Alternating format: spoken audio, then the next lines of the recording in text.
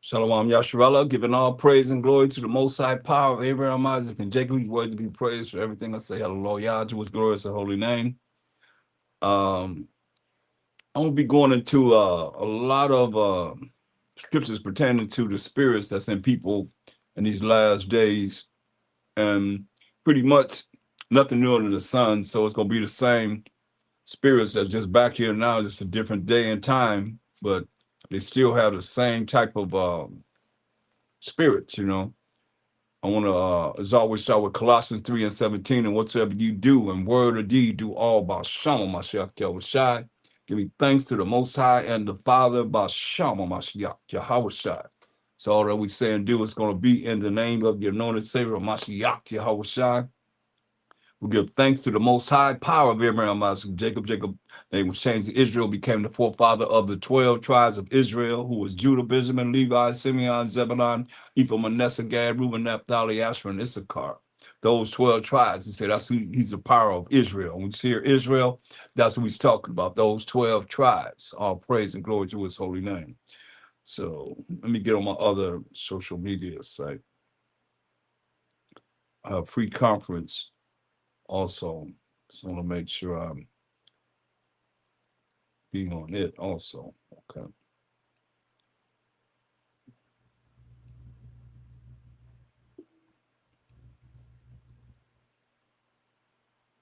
Okay. Shalom to everyone on the free conference. Shalom. So let's look at Ecclesiastes, the first chapter. Ecclesiastes, the first chapter. And we're going to look at verse 9. It says, the thing that has been, it is that which shall be. So something of the past is something that will be in the future. The thing that have been, something in the past, is something that's going to be in the future. And that which is done is that which shall be done. So whatever's being done now is going to be done in the future. That's what it's saying. And there was no new thing under the sun. See? So there's nothing new under the sun. Is there anything whereof it may be said, see, this is new? It had been already of old time, which was before us. So he's telling you there's nothing new under the sun. He said, have been already of old time. It already was on the earth, in other words. It was already here. Then it says, there is no remembrance of former things. So that you know that it's talking about people. There's no remembrance of former things. It's talking about people. Because a chair that was of old and is back here now, can you truthfully say that a chair would have remembrance that it was here before? No. There's no remembrance of former things. So it's talking about the things that were of the past. So it's just a recycle of these spirits coming back into this earth. That's why it says there is no remembrance of former things. Neither shall there be any remembrance of things that are to come with those that shall come after. Meaning you won't know, who you were of the past. and nobody else can determine who you are or who you were of the past. That's what it's saying. Even though men have said, certain things as far as dealing with people are someone of the past, but that's not legit from what we're just reading here, but it has still, people still believe that, like they say, Moshe was King David and so forth, and of the elders, he was the top elder. But it says there's no remembrance of former things. You hear what it says? Neither shall there be any remembrance of things that are to come with those that shall come after. So you don't really know who is who. You don't know. That's what it's saying. But we're gonna look at these spirits. It's gonna be pretty deep. And going into I'm gonna cover a lot of things as far as how we should be, and I'm gonna cover pride, envy, and jealousy also in this, because it's very important that we operate as a Mashiach Tereshai operate did when he was on the earth. And it's the best example that we have. So, and looking at him, you go to Philippians 2 right quick. Talks about him. Philippians, the 2nd chapter.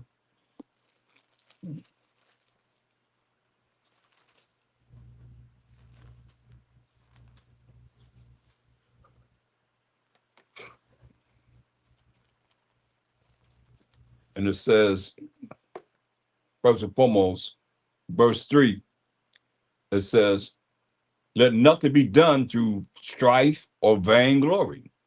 Strife or vainglory. Vainglory is trying to be someone. That's worthless when you look at who are you really when you have somebody that's more important than you. In this world of captivity that we in. Let nothing be done through strife or vainglory, but in lowliness of mind mean with humility,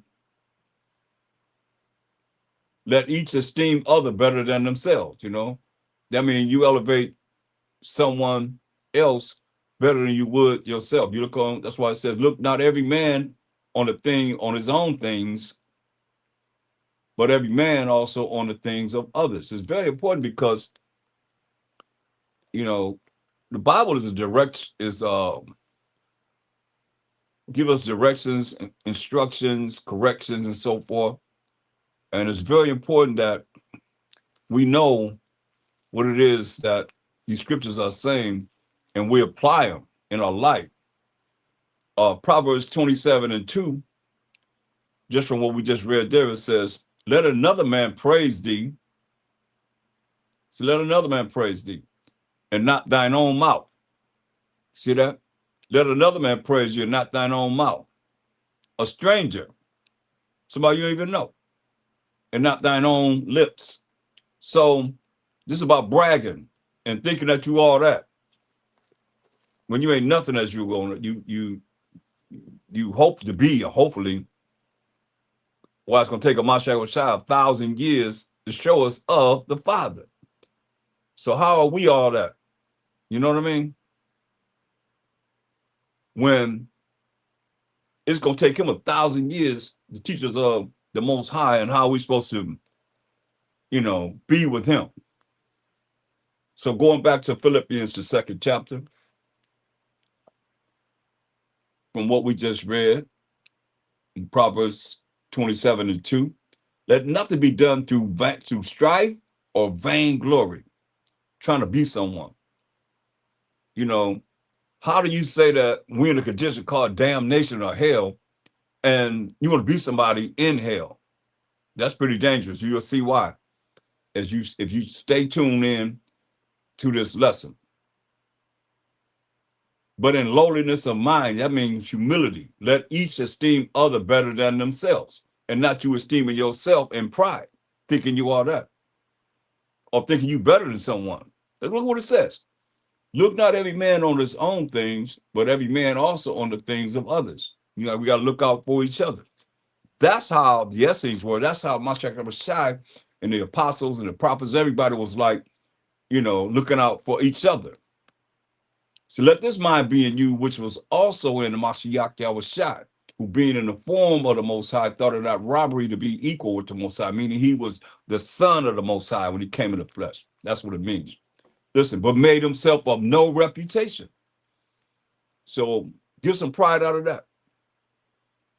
He said he made himself of no reputation. He wasn't trying to be someone.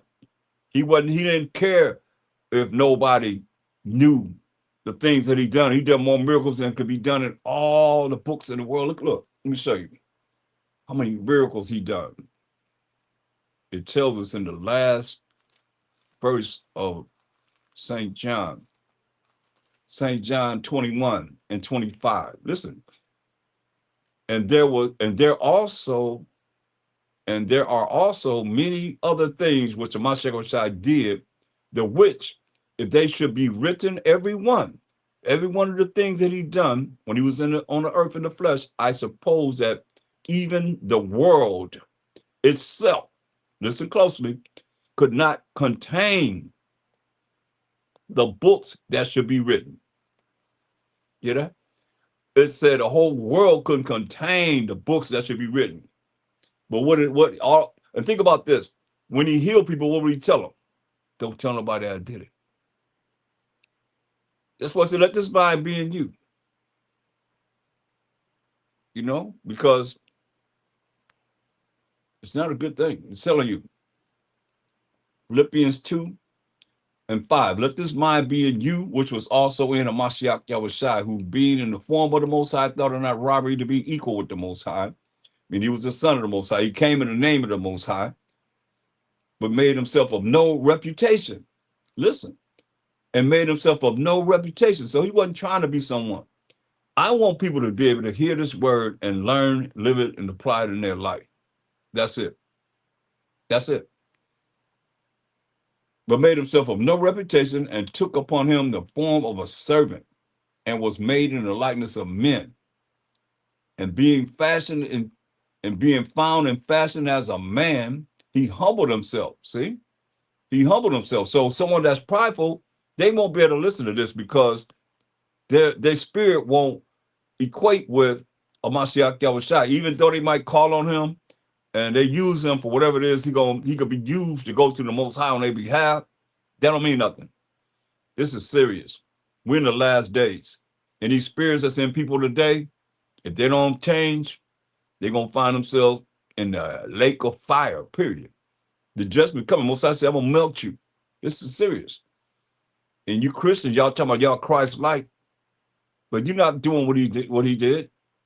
You're trying to be somebody in this damn nation. Every kind of way, shape, or form. And Israelites, and everybody that wants to be someone in this world when it's worse than it's ever been in the world. And you're trying to be somebody in that world, you're part of it. Better be a servant, better be just bringing this word. That's all that matters. Exalt the Most High, exalt the Mashiach Yahushua, and humble ourselves before the Most High. But made himself of, verse 7, but made himself of no reputation and took upon him the form of a servant and was made in the likeness of men. And being found in the fashion of a man, he humbled himself and became obedient unto death, even the death of the cross. Think about it. We just read how he did so many miracles that all the books of the world couldn't contain them. And he still said, don't tell nobody. And what did they do? They went and told everybody. Who was it? It was Jesus. It was Yahushua. It was Mashiach. And he told them, don't tell nobody, but that's what they did. So these are the things we got to look at because we have a lot that's going on. I want to show something real quick. Go to Job, the first chapter. I'm going to show you how these spirits work. Job, the first chapter.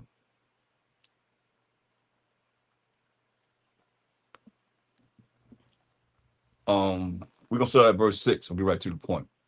Now there was a day when the sons of the Most High came to present themselves before the Most High, and Shaitan rebuked the devil by Shalom, came also among them, right?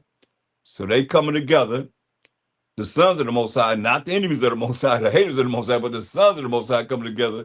And here comes Shaitan, came also among them.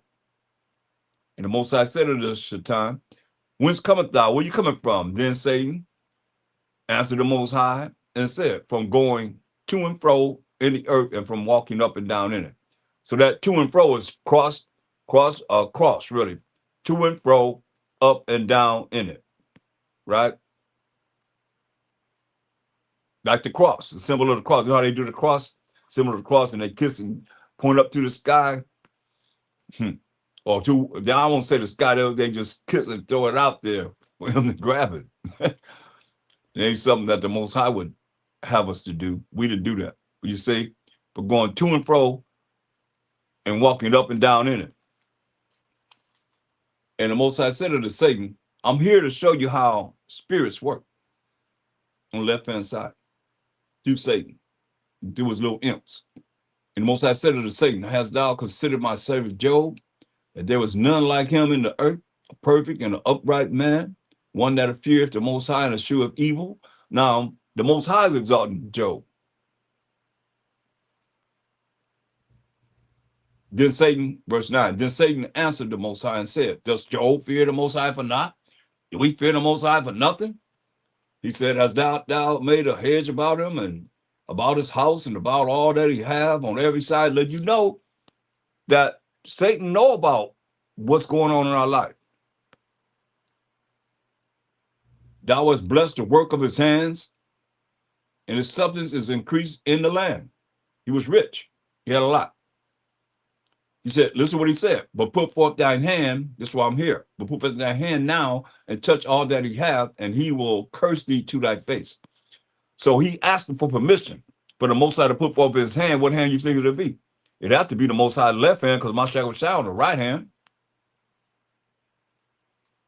And the Most High said unto Satan, behold, all that he hath is in thy power, only upon himself, upon Job, put not forth thine hand.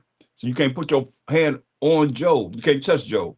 So Satan went forth from the presence of the Most High. And there was a day when his sons and his daughters were eating and drinking wine in their eldest brother's house. And there came a messenger unto Job and said, the oxen were plowing and the asses feeding beside them, and the Sabians fell upon them and took them away. Yeah, they have slain the servants with the edge of the sword, and I only am escaped alone to tell thee. So what happened? What happened? He got into the minds of the Sabians and have them to start to take away Job's wealth. You see this? You got to see this, because he gets into the minds of people and have them do the things that they do. It don't matter if you think you're on the right side with a Mashiach Yahushai and the Most High or not. This is what happens if you're not really in the spirit or spiritual to know that this is something that you're dealing with. You know, it's just like an alcoholic. He can't get no help till he realizes he's an alcoholic.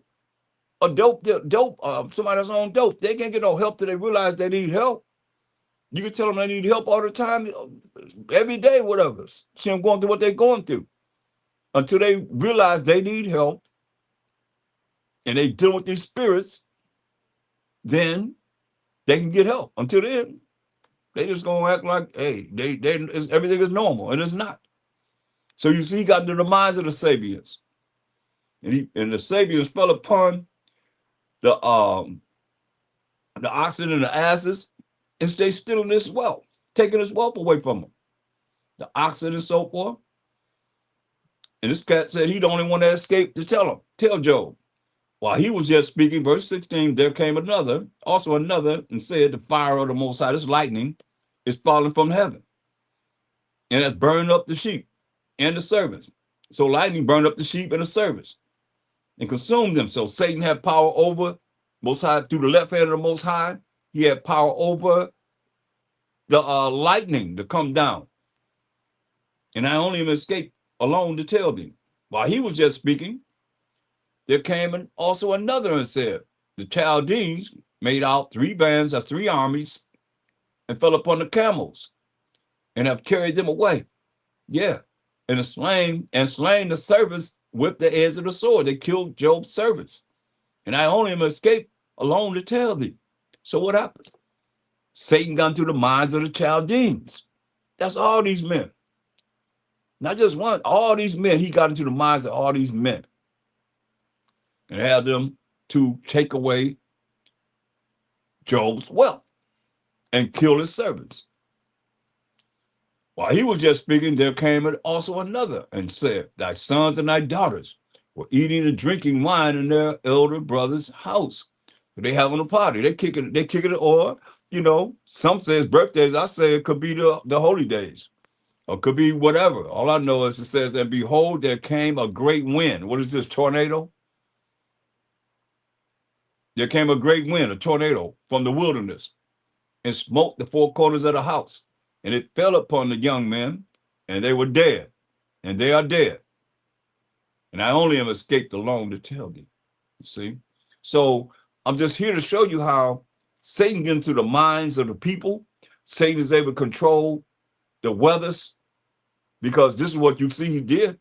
He had lightning come down to the Most High's left hand, working for the Most High on the left hand. Most High's left hand. Not his right hand, his left hand. That's why he said, put forth thy hand. Right? And so this is what we're looking at, regardless of how you want to look at it. Just keep this in mind. That's why I got to start here, because you got to understand this is what's going on. And then, people will, I'll just say that because there's so many that I've seen come and go that were powerful people, in this truth. In some kind of way, they only lasted so long, and then poof, they were gone.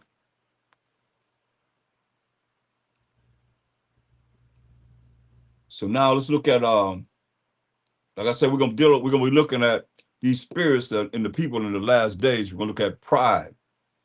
I want you to go to Proverbs 16 and 5. Proverbs 16 and 5.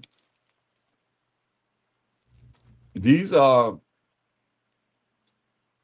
spirits that are not acceptable with the Most High or Mashiach Yahushua.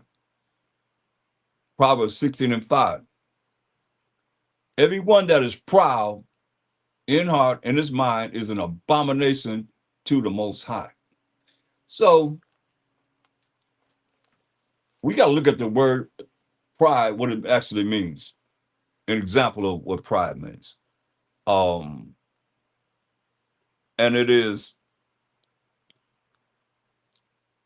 having or showing a high or excessively high opinion of oneself or one's importance.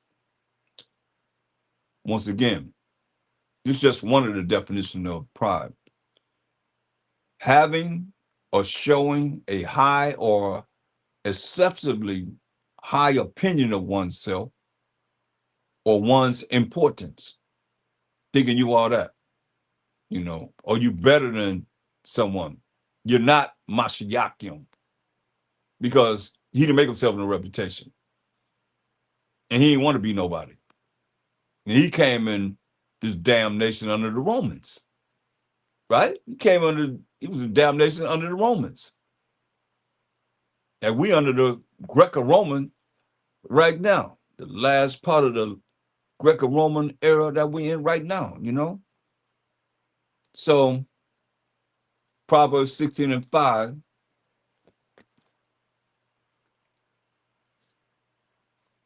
It says, everyone that is proud in heart, and the heart is the way you think, your mind, is an abomination to the Most High. You're a filthy, wicked act to the Most High. Though hand join in hand, he shall not be unpunished. Straight up. Verse 19. Verse 19. Better it is to be of an humble spirit with the lowly than to divide the spoil with the proud. He said, better it is to be with the humble spirit, which is opposite of being prideful. You know, you don't think you all that. But you have those that, they'll turn this off because it's one of these scriptures going to cut them, or they won't want to hear it and they'll think that they're getting away with something by not looking at it. But it's very important that we eat the whole roll. We got to eat all of it. You have to understand. I had to go through this and still go through it to make sure that I stay humble before the Most High. Most High name is, look, you better be humble before the Most High. I think people forget about the Most High. It's easy to forget about him when you're into yourself. He ain't with you. He ain't rolling with you. Easy to forget about the Most High when you're into yourself. Look who he is. Exodus 34:14. But thou shalt worship no other God, even yourself. Some people, really, in essence, their God, their power is themselves, first and foremost, before the Most High. Think about that. Think on that. Some people, they are their power. He said, thou shalt worship no other power, not even yourself. And some people, their power is themselves, or whatever it is that they idolize more so than him. Thou shalt worship no other power, for the Most High, whose name is jealous. You hear that? The Most High, whose name is jealous, is a jealous power. You see that? That's what I'm talking about. That's why it said,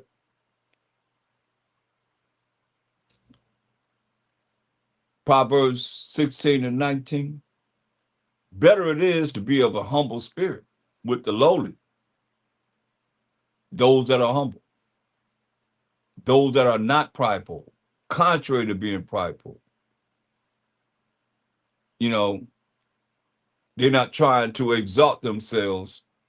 That's a dangerous thing before the Most High and the Mashiach Yahushua. You might look at this world kind of like is contrary to the Most High and the Mashiach Yahushua, if you know what I mean.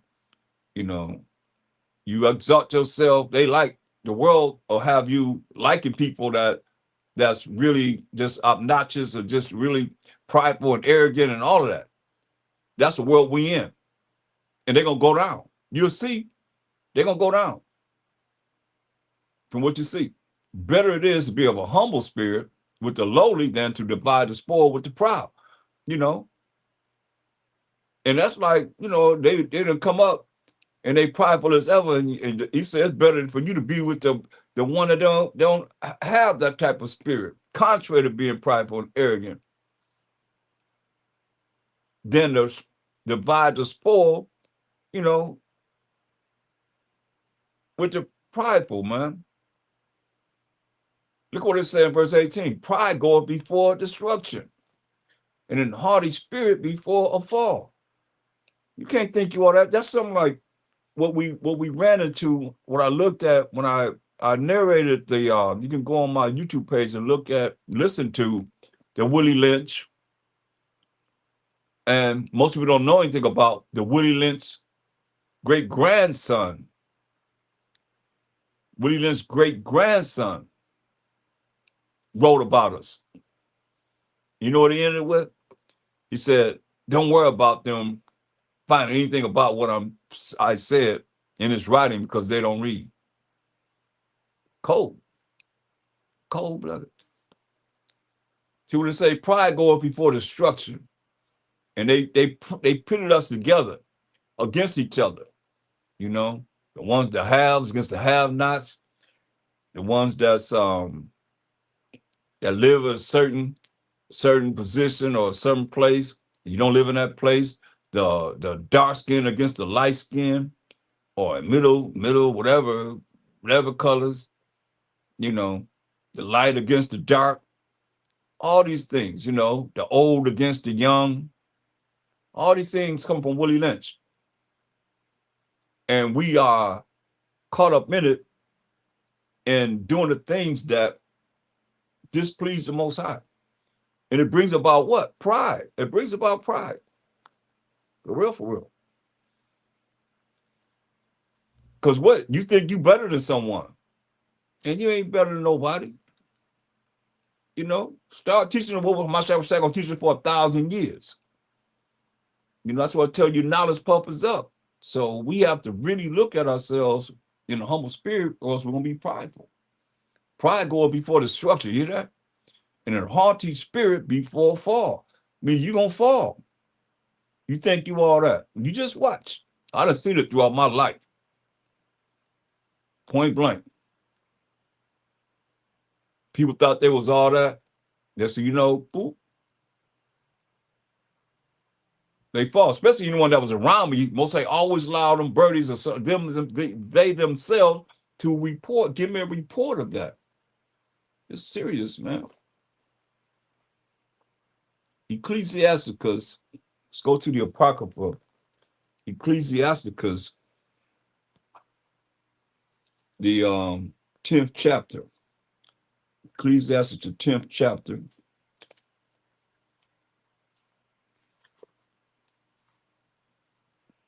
And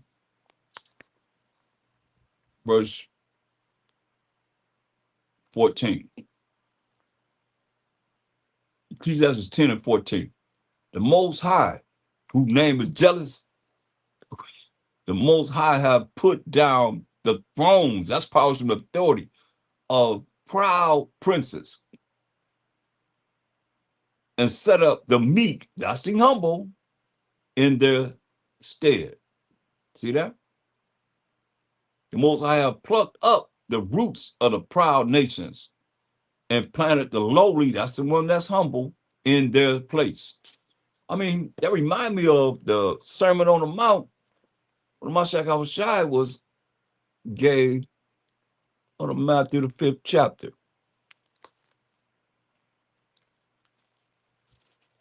This straight from him. What he said.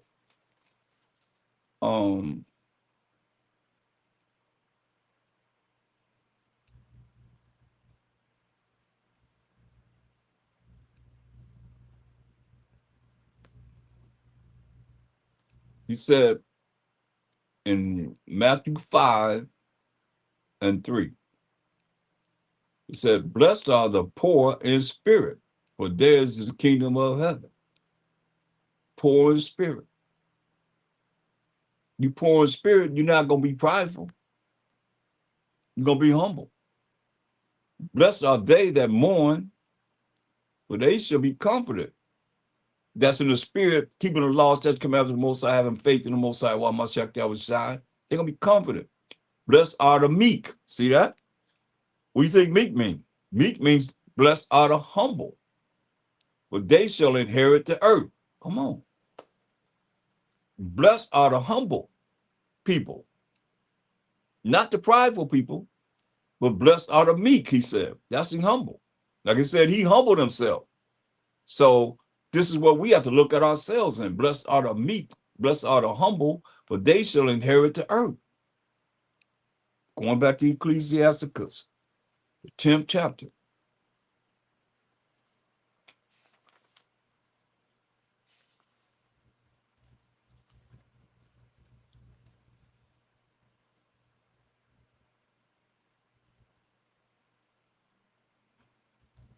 Verse 16, the Most High overthrew countries of the heathen and destroyed them to the foundations of the earth.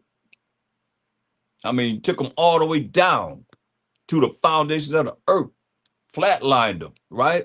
He took some of them away and destroyed them and have made their memorial to cease from the earth, meaning some kingdoms we didn't even know nothing about, you know, because, you know, Esau have his what? Discovery Channel and History Channel. He ain't found out what was, you know, because, you know, you don't understand things that's written in the Bible. So he don't know. He don't know. And we definitely don't know. That's why he said he destroyed them and ceased from them even existing from the earth.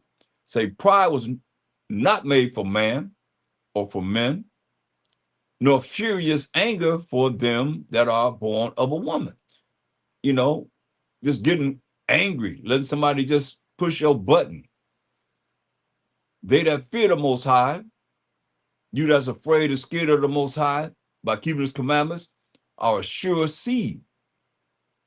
And they that love him, an honorable plant.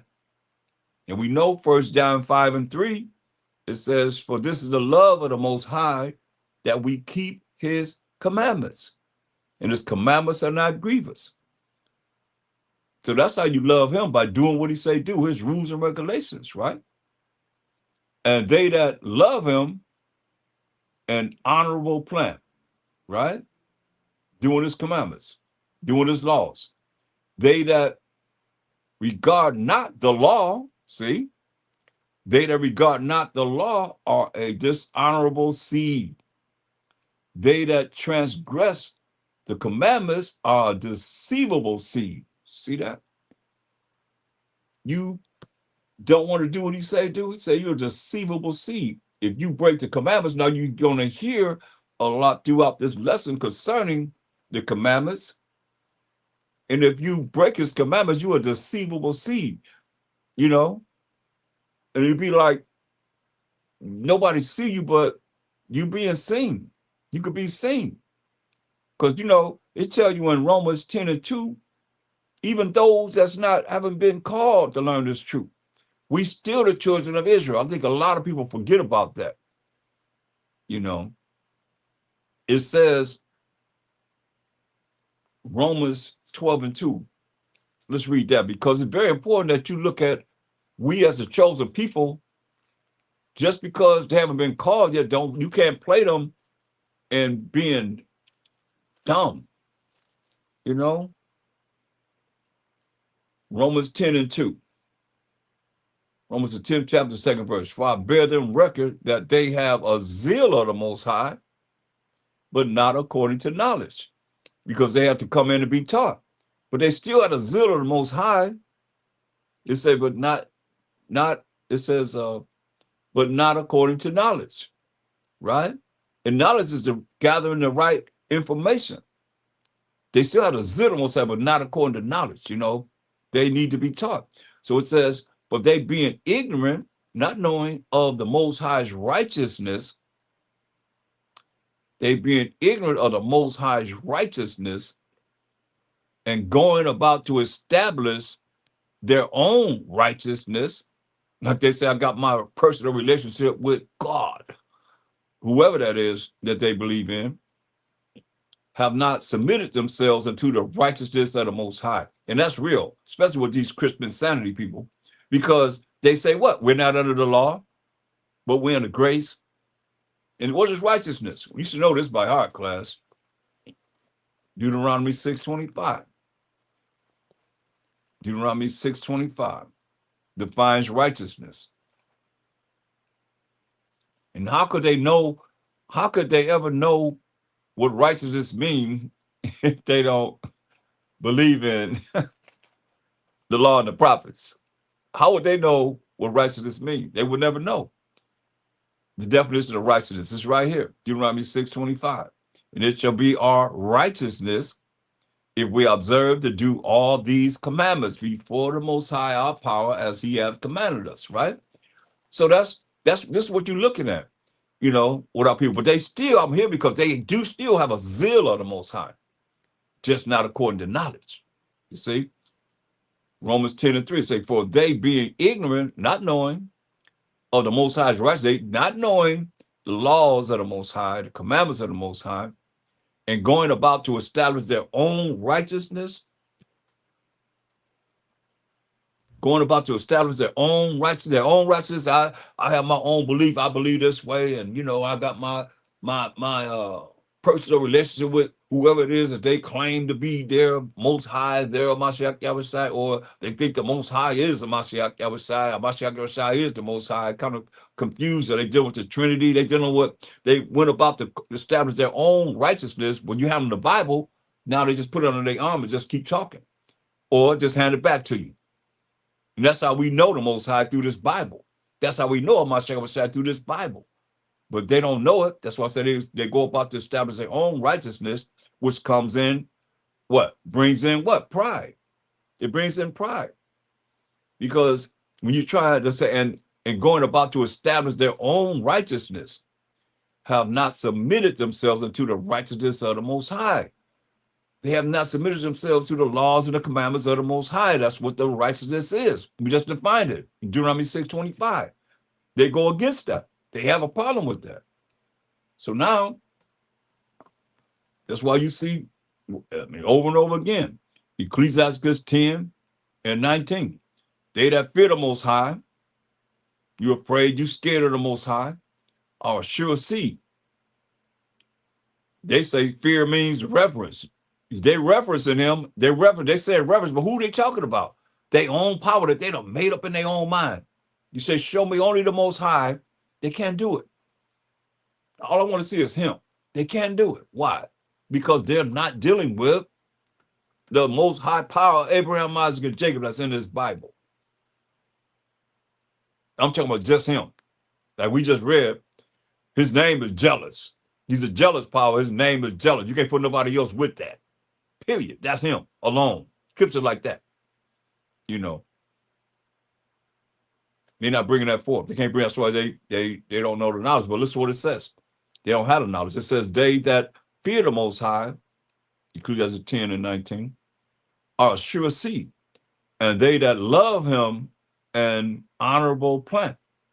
And the way I just said, love of the Most High is to keep his commandments. Commandments are not grievous. That's 1 John 5 and 3.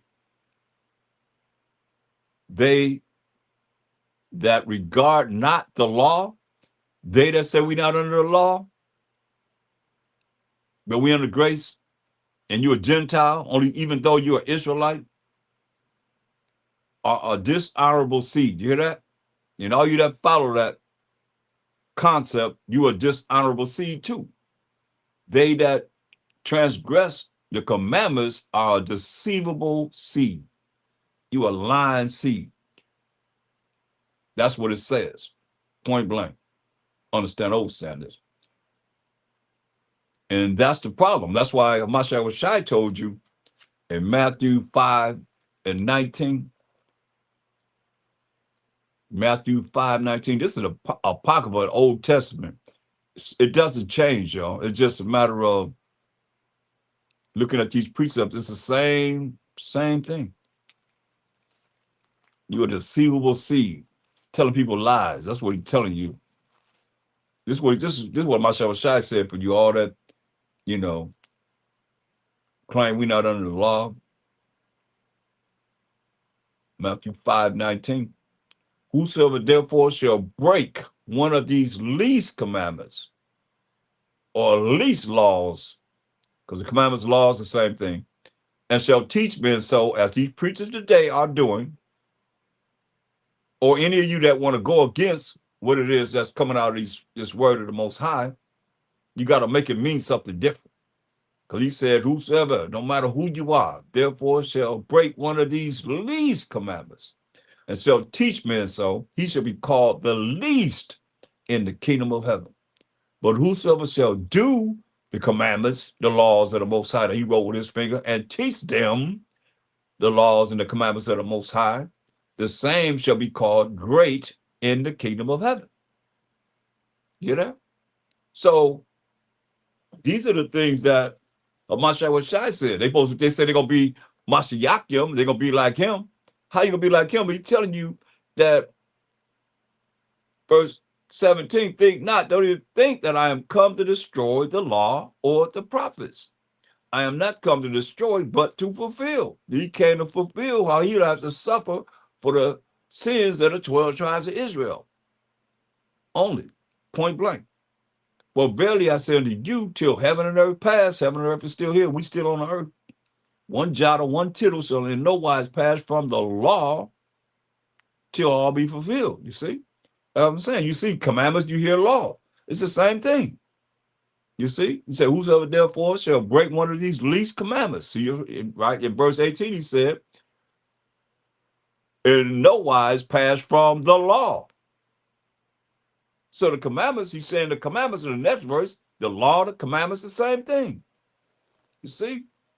But you can follow them if you want to. Going back to Ecclesiasticus, the 10th chapter, and verse 7. It says, pride is hateful before the Most High and men and man. And by both does one commit iniquity. You hear that? It's pride, y'all. It's hateful before the Most High and man. And whenever you're in the spirit, you see it, it bothers you. It's not something that, especially, when you recognize it. Jump up to verse 12. The beginning of pride is when one departed from the Most High. So when you see people that's prideful, they ain't rolling with the Most High. And some of you going to turn it off because you prideful. And you ain't rolling with the Most High. Point blank. Or make that mean something different. The beginning of pride is when one departed from the Most High. And you go back, I gave the definition of pride. Is when one departed from the Most High and his heart is turned away from his maker. One thing I want to say too, the spirit that brought to me, y'all should have some kind of testimonies of how the Most High rolling with you. All these scriptures and, all this, that, and the third, whatever. You should have some kind of testimony to show how the Most High's come through, how he's working in your life. By some of myself, that was shot. Most High did this miracle, or something that's myself would say, make things visible and invisible. Something in your life should be appearing or dealing in this truth. Some kind of testimony of the Most High. Not just run your mouth about them and you'll have no testimony about them. Ask the Most High. Show up and show out. Some kind of way that you can see that he's rolling with you. And you got to hear. You got to listen, because the Most High will bring the spirit. We're dealing with angels, spirits. And he'll send the spirit to direct you, and you'll miss it because you're not listening. Listening is an art and a responsibility.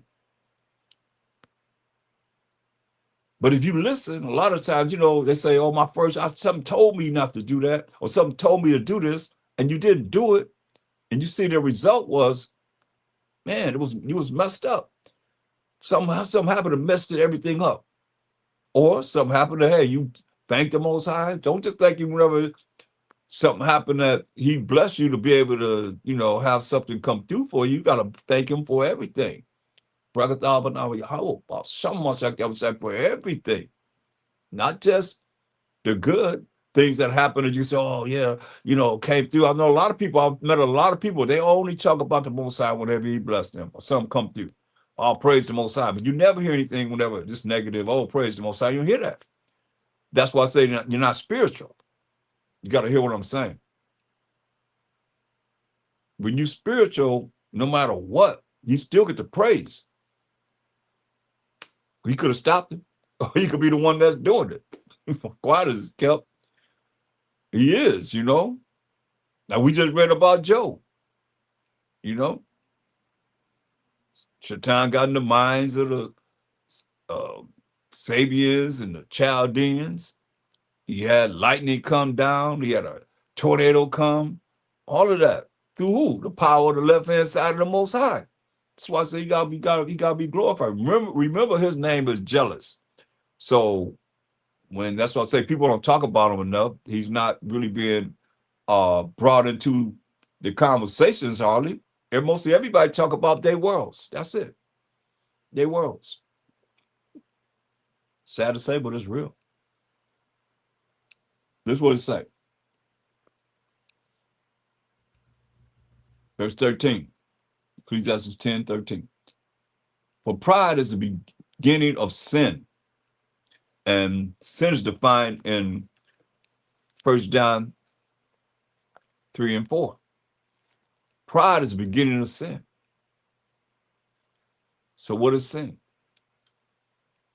That's why it's going to show you that it's a terrible thing to be prideful.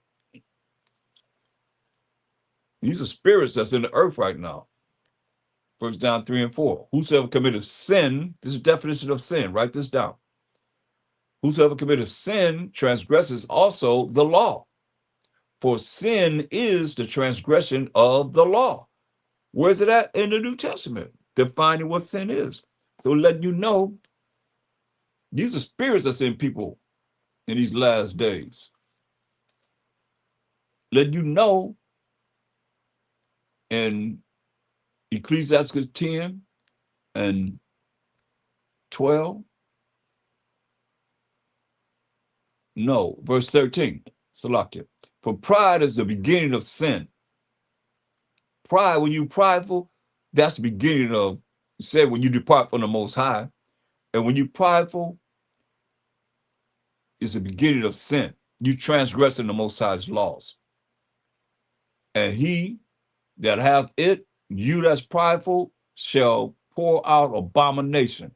And it'll tell them what they might do. You see a prideful person, they'll break the laws like nobody's business, man. And therefore the Most High brought upon them strange calamities and overthrew them utterly. You gotta hear what he's saying. This is so important. This is so important because the Most High is revving it up. He revving it up, y'all. He visiting this earth. I want you to look at Psalms 138 and 6. Psalms 138 and 6.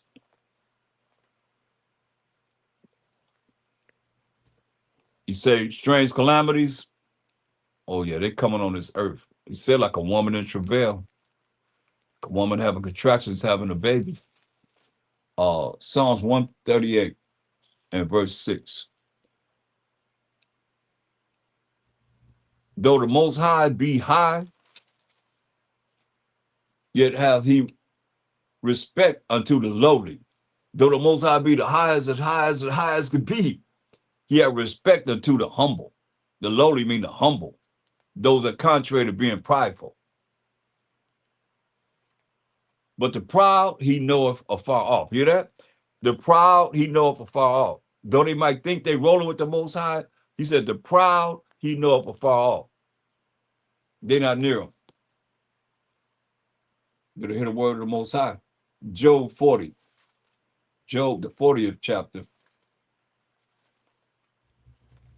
Job 40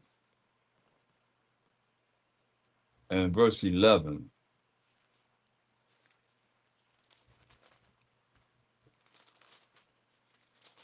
We're going to read verse 13. Job 40, 11.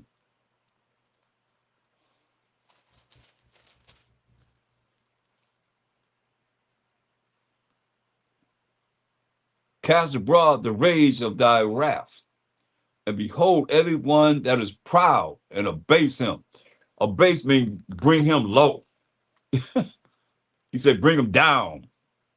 Cast abroad the rage of thy wrath, and behold everyone that is proud, and abase him. Bring him down. That's why you see, you're gonna see it's not a good thing. Better to be humble. Base him. You're gonna be humble.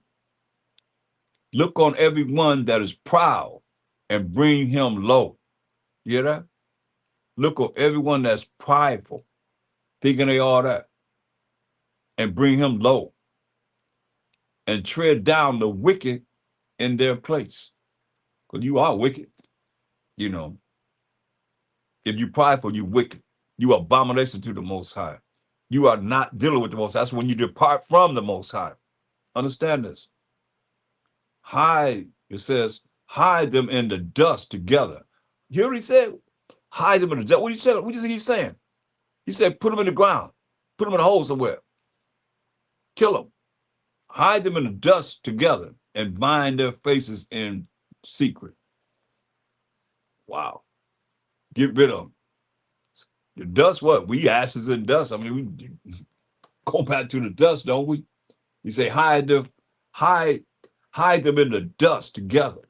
The prideful people, hide them in the dust together and bind their faces in secret. Wow. Don't let nobody know where they at. Ecclesiasticus, the 3rd chapter, verse 28. Like I said, we're going to look at these spirits that's in the earth, prideful people, envious people, and jealous people. Ecclesiasticus 3, let's see, 28. This Ecclesiasticus, the 3rd chapter, the 28th verse. In the punishment of the proud, there was no remedy. Hear that? In the punishment of the proud, there is no remedy. But a plant of wickedness have taken root in him. You know, the plant of wickedness, to be prideful, you wicked, so take root in you.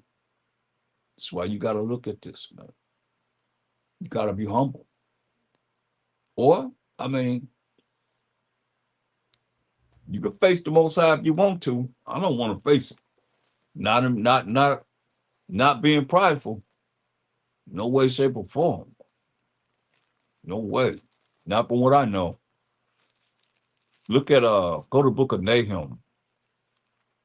Nahum, the 1st chapter, verse 2. Remember, we read in Exodus 34:14, the Most High is a jealous power. His name is jealous. Look what it say here, Nahum 1 and 2. The Most High is jealous. And you understand that you could be doing something that make the Most High jealous. He done did it. Here you are standing up like you done did something. He the reason why it happened. And he get jealous that you taking on something that you act like you done did something when he did it.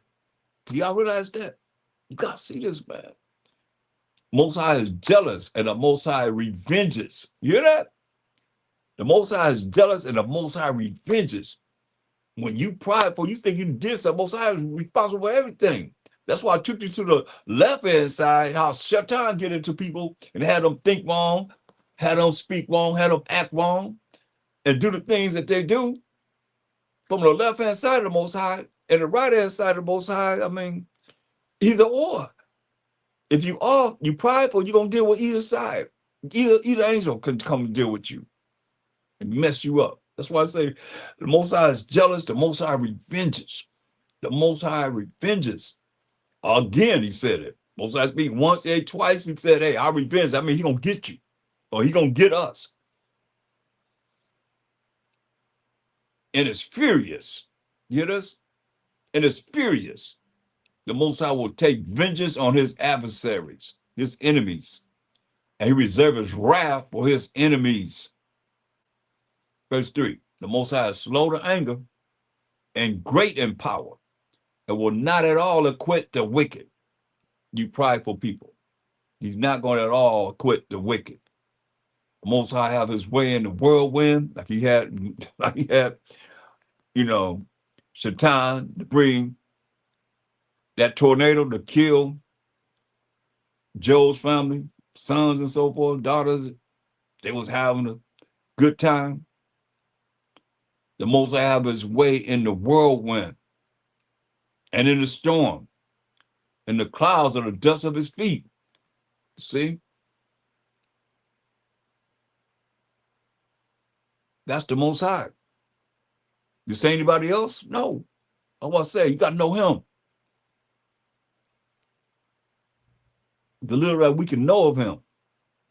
Because he the one going to be all in all, not us. It's very important. Zechariah, the 1st chapter. Zechariah, the 1st chapter.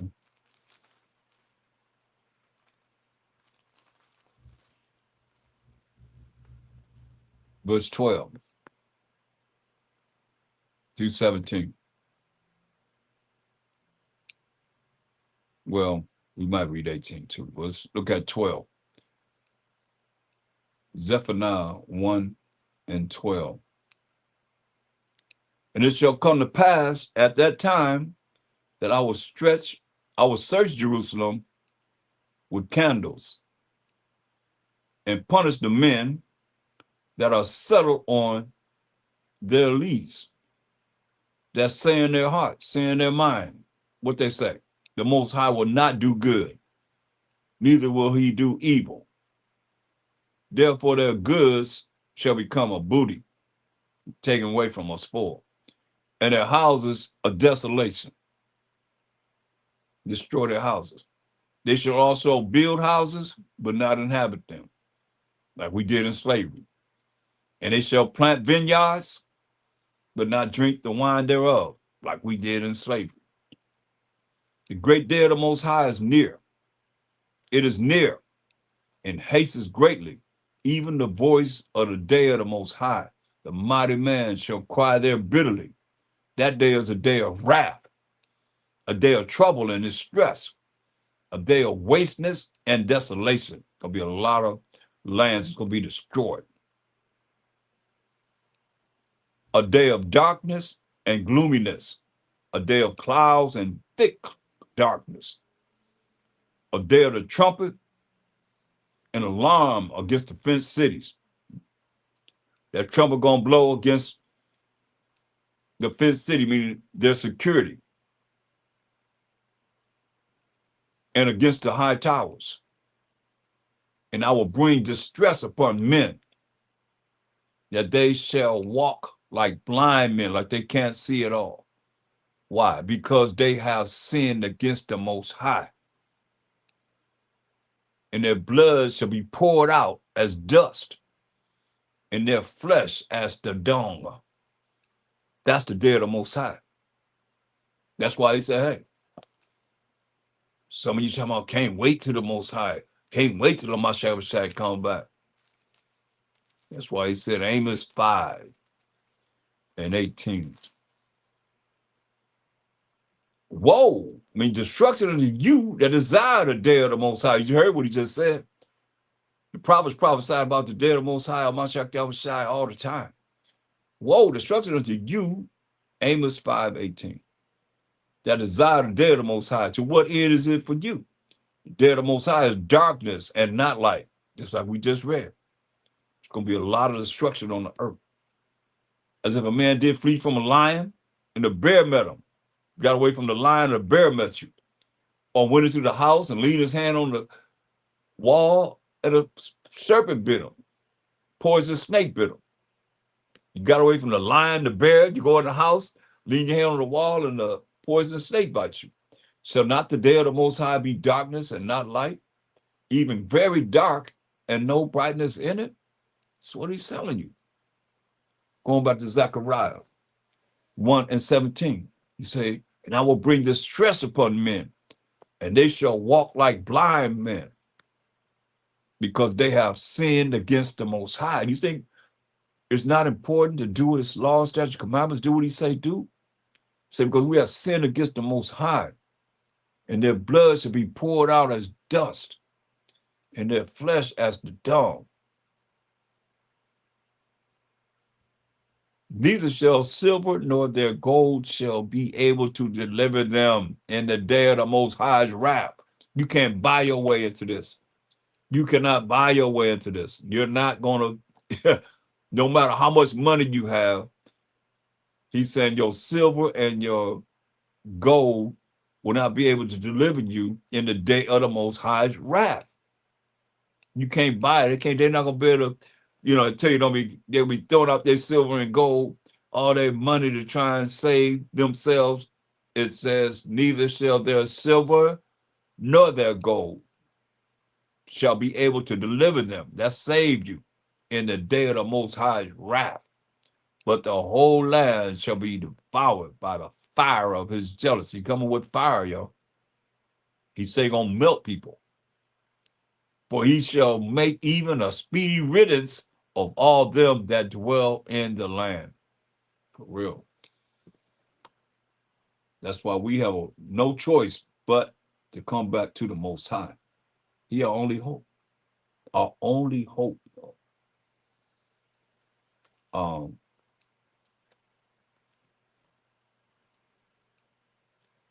Zephaniah, let's start at verse 1. The word of the Most High which came of the Salakia. I mean, Zephaniah supposed to be in, that was good there. But go to Salakia, you're supposed to be in Zechariah, but I'm in Zephaniah. That was a good one there. I like that.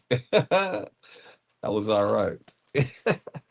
We supposed to be in Zechariah, the first chapter. Y'all bear with me. The 12th to the 17th verse, okay? Uh Zechariah 1 and 12. But I like that. That was pretty tight. That was Zephaniah, 12 to 17. But we in Zechariah 1 and 12. It says, then the angel of the Most High answered and said, "O Most High power of hosts, hosts mean army of angels. How long will thou not have mercy, which is not getting something you do deserve to get, on Jerusalem and on the cities of Judah, against which thou hast had indignation these 70 years?" That's 70 years. A score is 20. So he had indignation on us, on the city of Jerusalem, for 70 years. We're in captivity under the Babylonians or the Ethiopians when Nebuchadnezzar came and got us, or the Cushites, for 70 years. And he asked him, how long will he maintain his indignation, which we have been under for 70 years, which is 70 years. And the Most High answered the angel that talked with me with good words and comfortable words. So the angel that communed with me said unto me, cried out, saying, thus said the Most High power of whole power of army of angels, I am jealous for Jerusalem, for we the 12 tribes of Israel, and for Zion, with a great jealousy.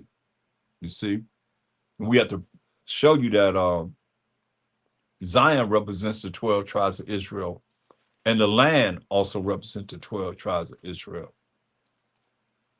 When you look at Isaiah 51:16, show you that Zion represents the 12 tribes of Israel. It says, and I have put my words in thy mouth, Isaiah, and I have covered thee in the shadow of mine hand, Isaiah, that I may plant the heavens and lay the foundations of the earth, and say unto Zion, thou art my people. So sometimes it's talking about the people, and sometimes it's talking about the land. Okay. So now when you look at Zechariah 1 and verse 14 again, it says, so the angel that communed with me said unto me, cry thou, saying, thus say the Most High power of hosts, power of army of angels.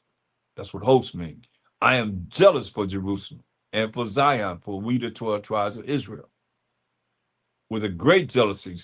Say, and I am sore, I am very sore, let me get it right, and I am very sore displeased with the heathen. That's the other nations outside of the 12 tribes of Israel that are at ease. He said, for I was but a little displeased.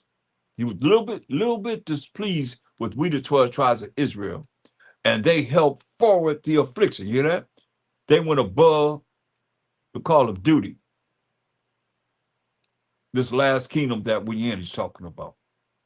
He said he was just, a little displeased the time that he brought us in captivity. And they helped forward the affliction. That's why he said he's sore displeased with the heathen. Why are you going to bring this wrath on them? What they have done to his chosen people.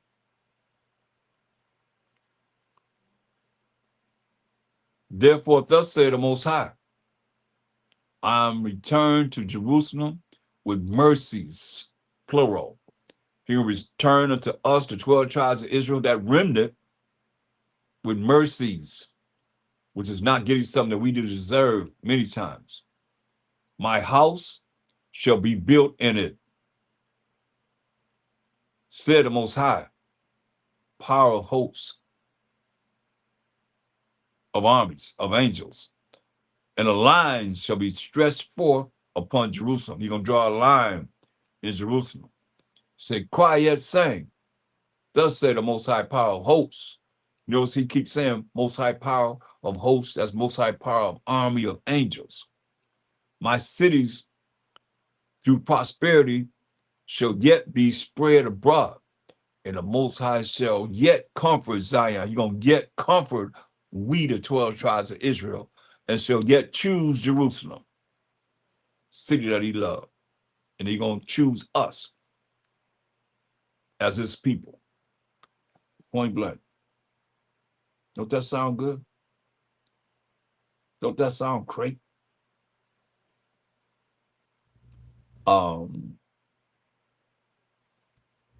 This is go to Zechariah, the first chapter, the first verse. In the 8th month, in the 2nd year of Darius, this is in the Persian and Mede Empire. Darius was part of the Persian and Mede Empire. In the 8th month, in the 2nd year of Darius, came the word of the Most High unto Zechariah, the son of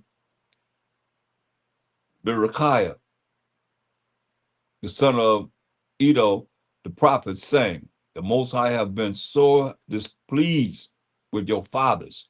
So he was displeased with our forefathers. Therefore say thou unto them, thus say the Most High power of hosts. You notice here it comes again. Most High power of army of angels. Turn ye unto me, said the Most High power of hosts, and I will turn unto you, said the Most High power of hosts, which is the power of army of angels. Say, be ye not as your fathers. He tells us, don't be like our forefathers, unto whom the former prophets have cried, saying, thus say the Most High power of hosts, turn ye now from your evil ways, from being prideful, thinking you all that, and from your evil doings, the things that we were doing that was evil, that was sins in the eyes of the Most High. But they did not hear, nor hearken unto me, said the Most High. Your fathers, where are they? Our forefathers, where are they? He said. And the prophets, do they live forever? He said, your forefathers, where they are, where they at? He said, and the prophets, do they live forever? But my words and my statutes, which I commanded my servants, the prophets, did they not take hold of your fathers? And they returned and said, like as the Most High power of hosts. I mean, he let you know he got an army of angels. We done heard this many times within the first verses of this chapter. Thought to do unto us according to our ways and according to our doings, as hath he dealt with us. So hath he dealt with us. From the way we acted, that's how he dealt with us. And it's a judgment that's coming, because look what they did. When you look at verse 6, what it says, your fathers, where are they? And the prophets, do they live forever? No. You know why the prophets didn't live forever? Nobody didn't live point blank. Look what we did to them. 2nd Ezra, the 1st chapter, the 22nd verse, 32nd verse. Salakia. 2nd Ezra, the 1st chapter, the 32nd verse.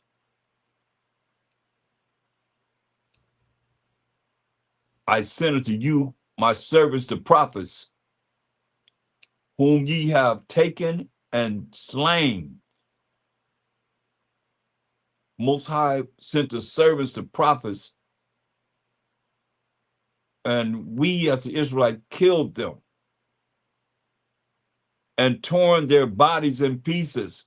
Not only we didn't just kill them, we chopped their bodies up in pieces, whose blood I will require of your hands, said the Most High. There's a payback. There's gonna be payback for sure. Most certainly. The things that we done, and it's cold, cold blooded. That's why I say when you look at us, and that's why I say you got this braggadocious spirit, thinking you all that. That could have been you doing that. That's why you look at the spirits in people, how they react and how they do things. Revelation 6 and verse 9. He's saying require the blood of his servants, the prophets that we killed and tore their bodies to pieces. Revelation 6 and 9. And when he had opened the fifth seal, I saw under the altar the souls of them that were slain for the word of the Most High, like the prophets we just read about, the Most High servants of prophets, and for the testimony which they held, bringing it to us. And they cried, these servants, the prophets, cried with a loud voice, saying, how long, O Most High, holy and true, dost thou not judge and avenge our blood on them that dwell on the earth? See, that's why he say he will require their blood at their hands. Wicked Israelites. So we looking at, elevating ourselves, thinking we all this, that, and the third, whatever. We killed the prophets, not only killed them, we tore their bodies to pieces, chopped them up, man. And white robes were given unto every one of them. And it was said unto them that they should rest yet a little while, for a little season, yet a little while, until their fellow servants also and their brethren that should be killed as they were should be fulfilled. So there's going to be martyrs. There's going to be some of us that's going to be put to death, as he just said. And when that number is fulfilled, then he's going to visit this earth, and he's going to get those to let you know that they will be on the earth during the time that he's going to avenge their blood. Trust and believe that. They're not getting away with it. For sure, for sure. Isaiah 2, the second chapter, verse 12. Isaiah, second chapter, verse 12. Man, can you imagine that? Every time I read that, it's kind of like, it just kind of like hurts my spirit, man, just to know that, Most High sending his prophets out. Like we're going out right now trying to bring our people back to the Most High, and people hating on us like that. If they probably could, it was lawful, they could do it, they probably would do that too. But it's talked about, as we go into this, you'll see that's what's going to happen to some of us. It says Isaiah 2 and 12. Isaiah 2 and 12. For the day of the Most High, power of hosts, again, power of army of angels, shall be upon everyone that is proud and lofty, thinking they are that. And upon everyone that is lifted up, and he shall be brought low. You hear that? You're going to be brought down low. You better hear what he's saying.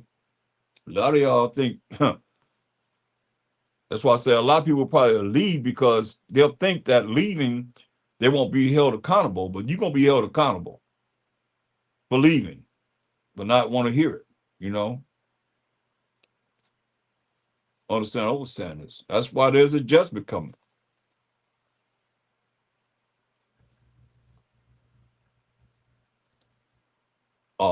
Verse 17, the loftiness of man shall be bowed down. You hear that? All you that think you so got it going on, prideful, and the pridefulness of man, loftiness means pridefulness of man shall be bowed down. You're going to bow down. You're going to bow down now, you're going to bow down, you're going to be bowed down, he said. And the haughtiness, the pridefulness of men shall be made low. And the Most High alone shall be exalted in that day. You hear that? The Most High alone shall be exalted in that day. Bet you ain't gonna be no more thinking you all this or that, whatever. Only the Most High alone is gonna be exalted in that day. What do you think about that? Proverbs 3:34. Proverbs 3:34. Proverbs 3:34.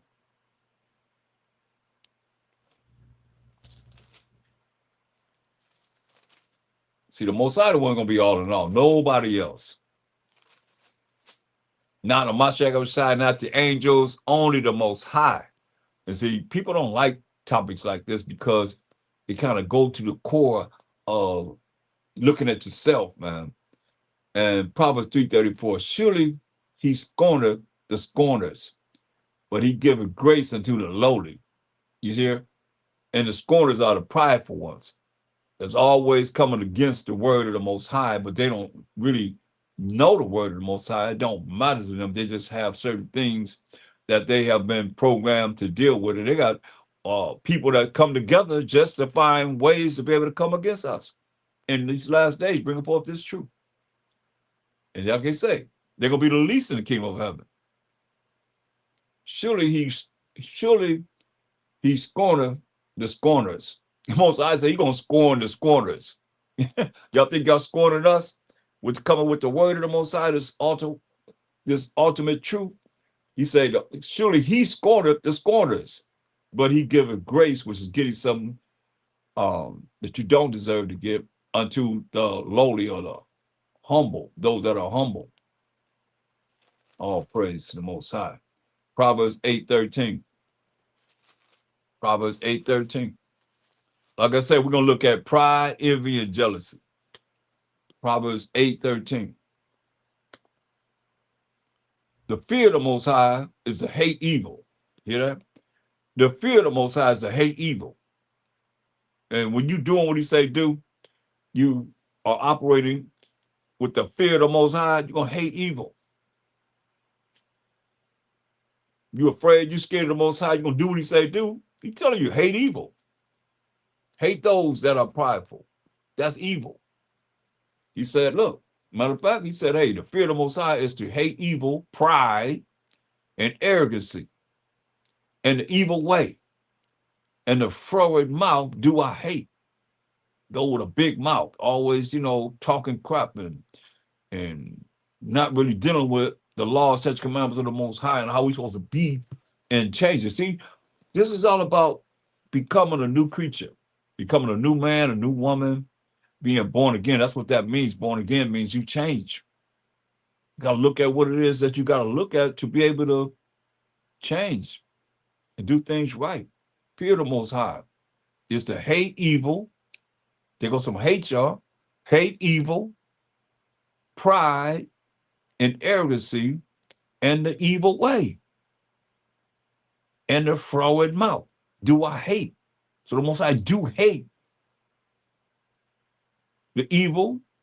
He hate people that are evil. He hate people that are prideful. He hate people that are arrogant. And he hate people that are rolling in an evil way. Period.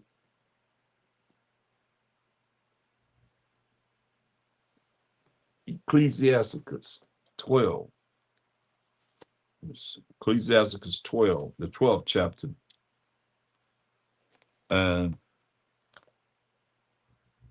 verse 1. Ecclesiasticus 12 and 1.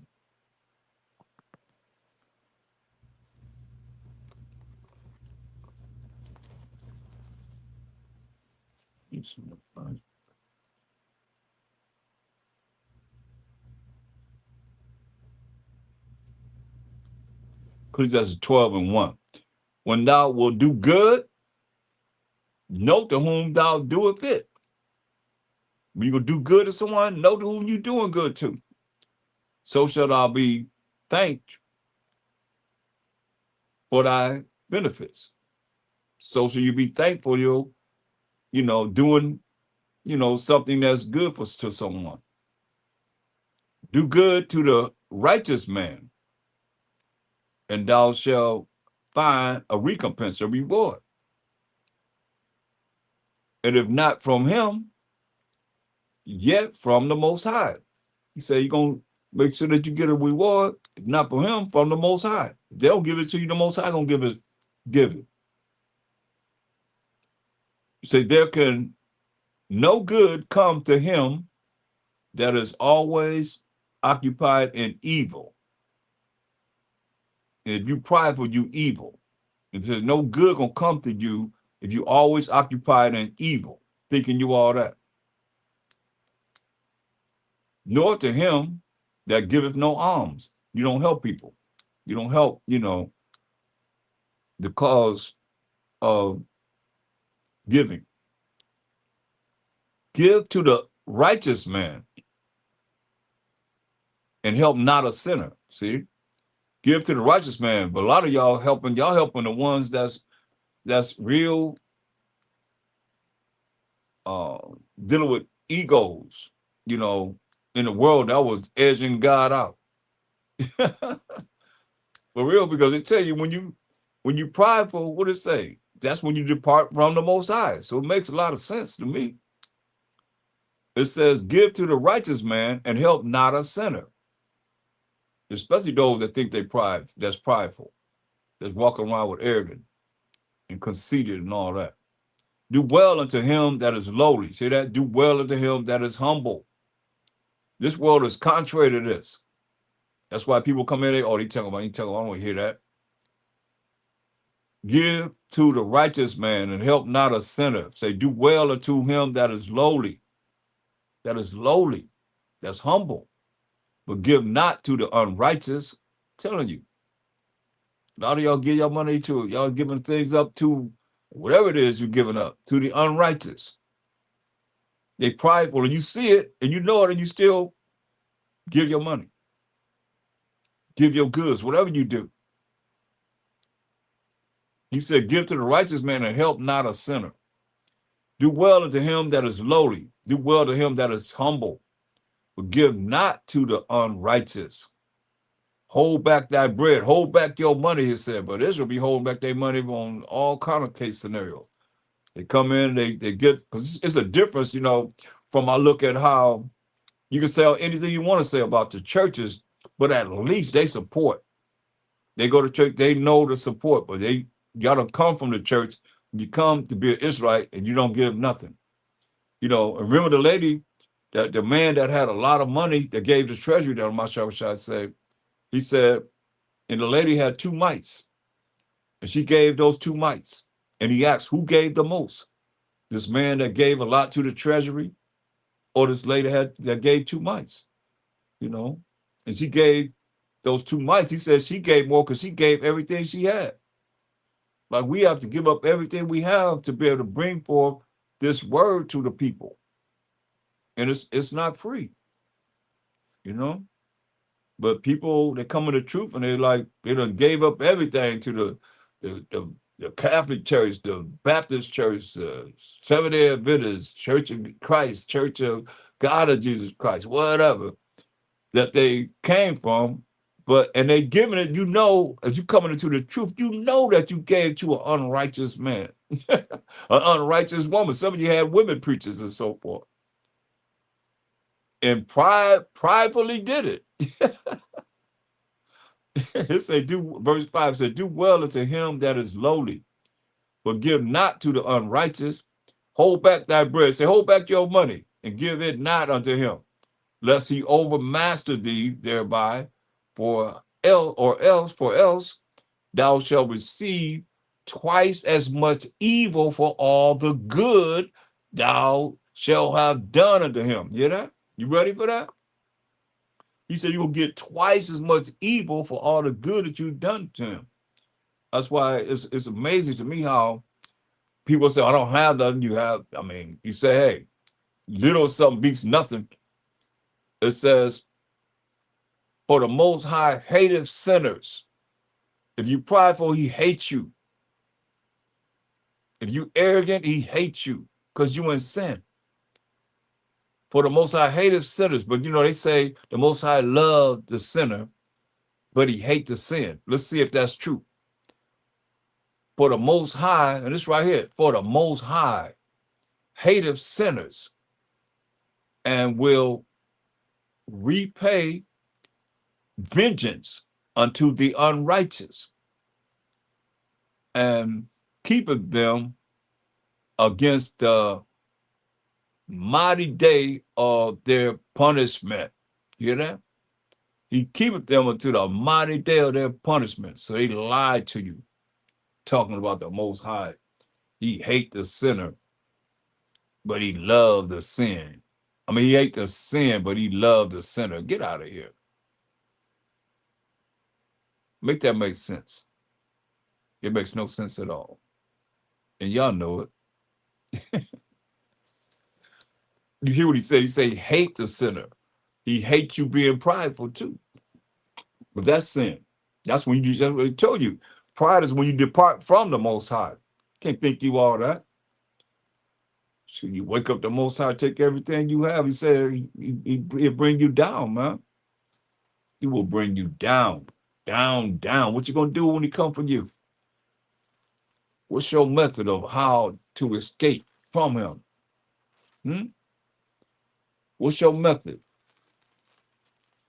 of exalting yourself, and then here he come, and now you got to deal with him.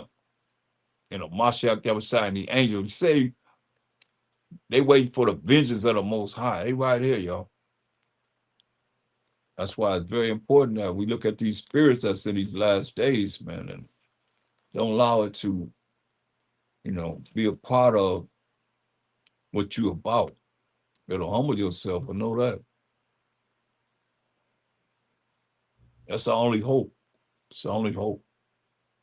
It's our only hope. To the Most High and what he's telling us to do and learn it, live it and apply in our life, or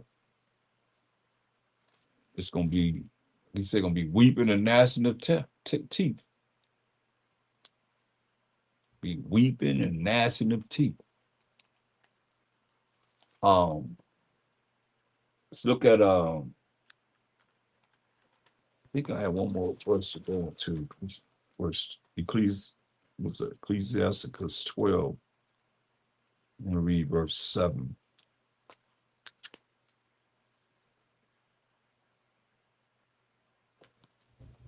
Ecclesiastes 12 and 7. It says, give unto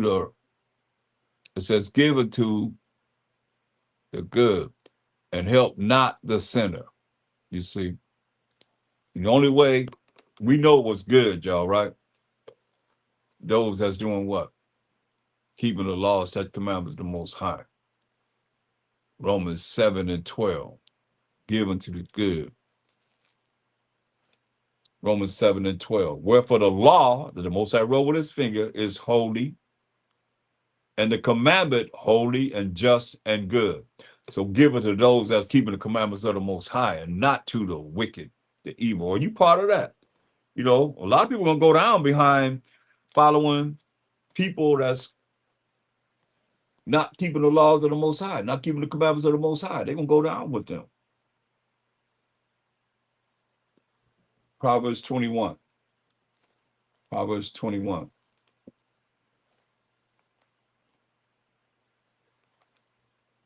And 4.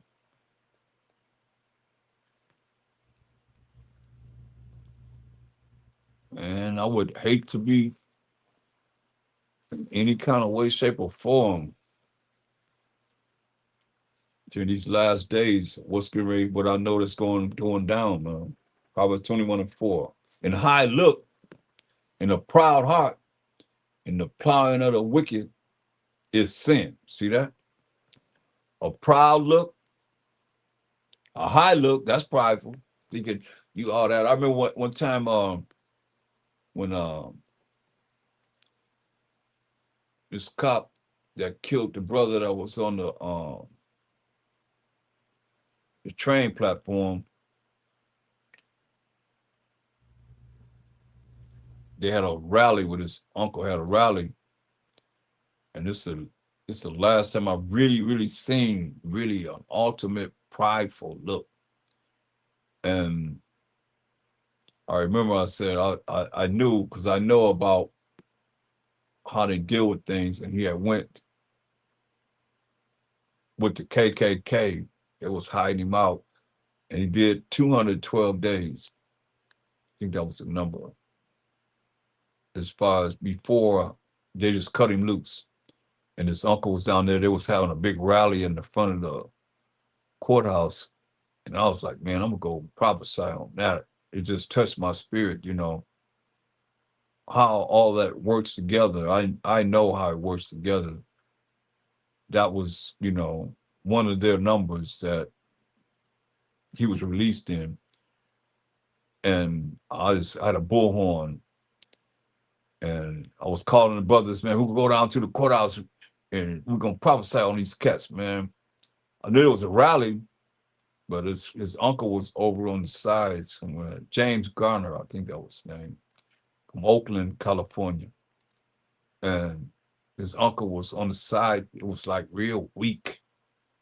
And nobody would go with me, but brother Ezekiel, he said, I'll go with you. He said, I'll go down there with you. I'll read for you with me and Ezekiel. And we were standing at the bottom of the steps. It's at the City Hall, LA.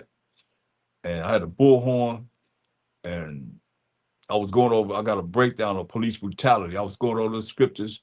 And he was loud, I was loud. We was at the bottom of the steps, and he had the Northern Tribe cops on one side, and the I guess Southern tribes, cops on the other side, and they had this Edomite, and he was like, the reason why I'm saying is to say a high look. He was like this.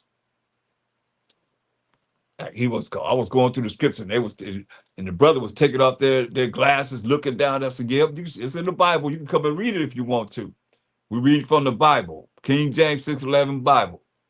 And it was like, because that's probably had never heard nothing like that from the Bible. And I was like, wow. So they shut down the uncle and all of what they were doing. They were so weak. They just sat down. They left. I was so loud. We was just blasting them. It was at the bottom of the steps. Just blasting them with the bullhorn. And the brothers, they was listening. And but the Edomite that was he came out the door. I guess he was older. He was looking at him like, yeah. It reminded me of slavery. It reminded me of these the overseers that they got our people, beating us and everything, whatever we dealing with, it was a field, brother. And we at the bottom of the steps just going into the scriptures as loud as could be, and but this Edomite was like, his head, like I say, a high look and a proud heart. Man, he was so prideful.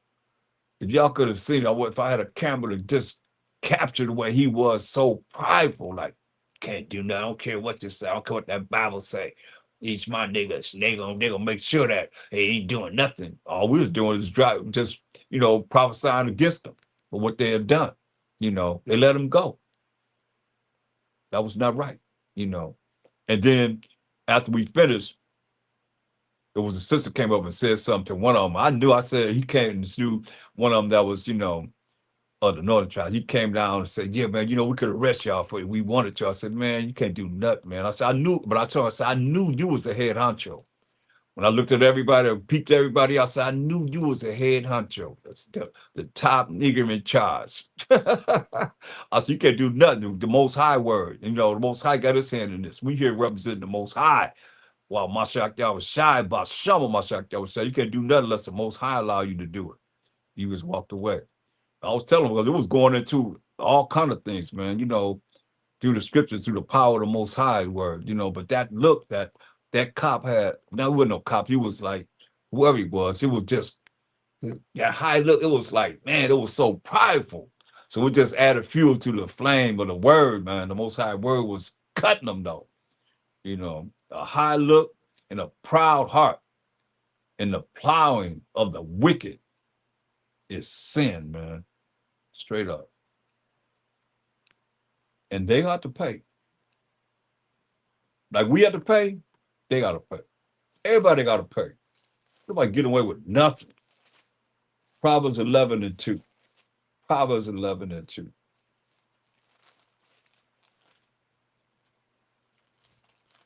Proverbs 11:2. When pride cometh, then cometh shame. Hear that? When pride cometh, then cometh shame. but with the lowly is wisdom. Hear that? With the humble is wisdom, which is proper application of knowledge. How you apply this information that you're getting, that's wisdom. You humble, you'll get the wisdom. That's why a lot of people don't get, they don't have, just all you got, like I say, ask your leaders, ask whoever. Start talking about how the Most High rolling with them. What testimonies they have of the Most High really doing things or showing up and showing out in their life. Come on. Whoever.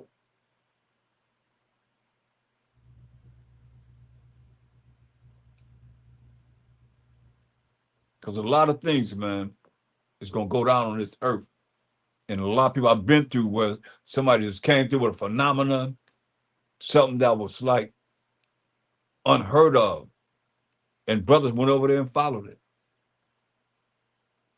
This lady had a spirit. She was dealing with some kind of spirit.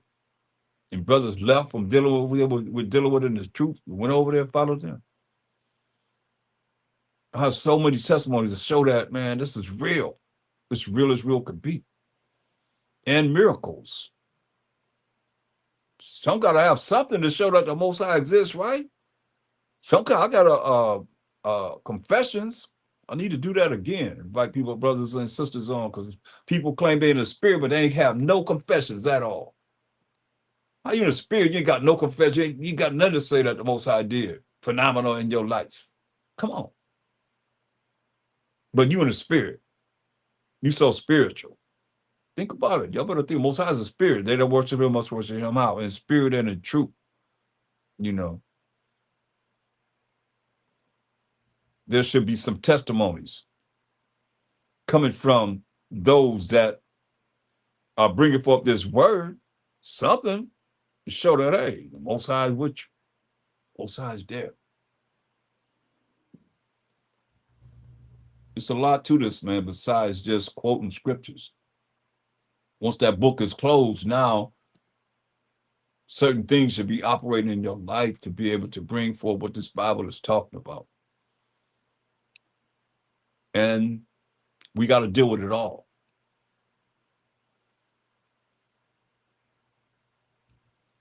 We got to deal with it all. We got to eat the whole thing.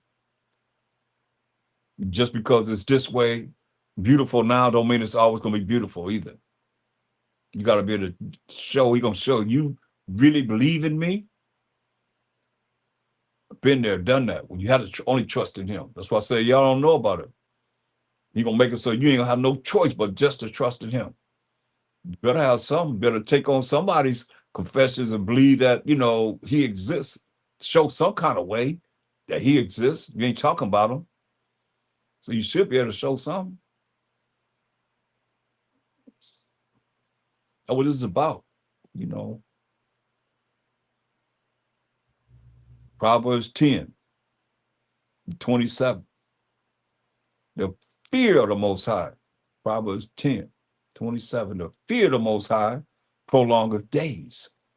You see, and it's like when I look at how, you know, because we teach the fear of the Most High, to be afraid, to be scared of the Most High.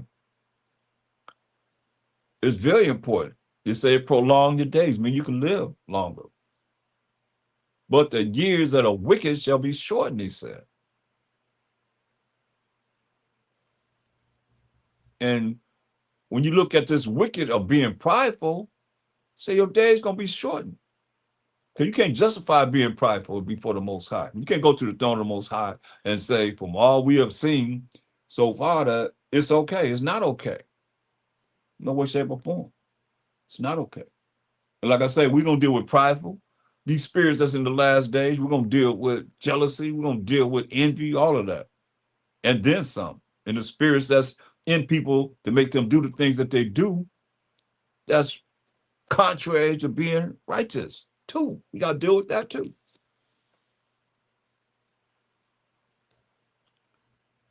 It says, verse 28, the hope of the righteous shall be gladness. See that? That hope is faith. The faith that the righteous have in the Most High, shall be gladness. But the expectation of the wicked shall perish. No matter what they expect happening. You prideful, your expectation going to perish. And that's what we're talking about. You're either right or you're wrong. You're either righteous or you're wicked.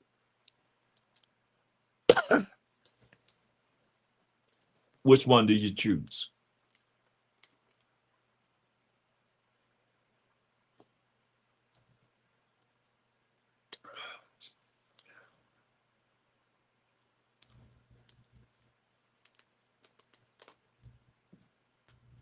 Excuse me. Verse 29. The way of the Most High is strength to the upright. And the only way you're going to be upright, knowing the way of the Most High to apply it in your life, is going to be strength to the upright. But destruction shall be to the workers of iniquity. Destruction will come to those that are workers of iniquity, that are prideful. The righteous shall never be removed. You hear that? The righteous shall never be removed. But the wicked shall not inhabit the earth. You're not going to inhabit the earth. You're going to burn you up. He say going to melt you.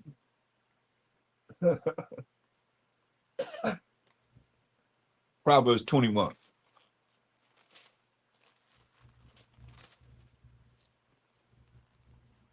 Proverbs 21.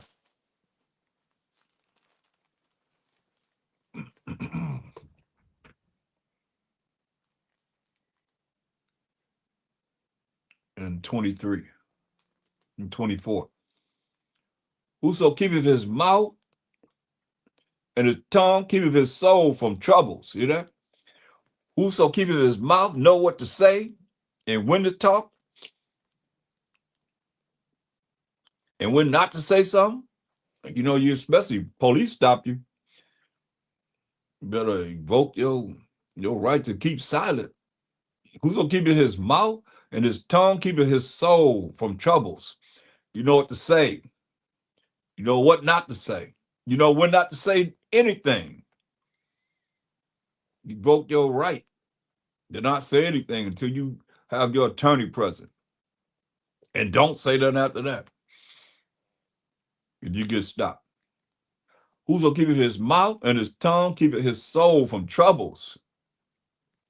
Because everything you say is going to be held against you or twisted.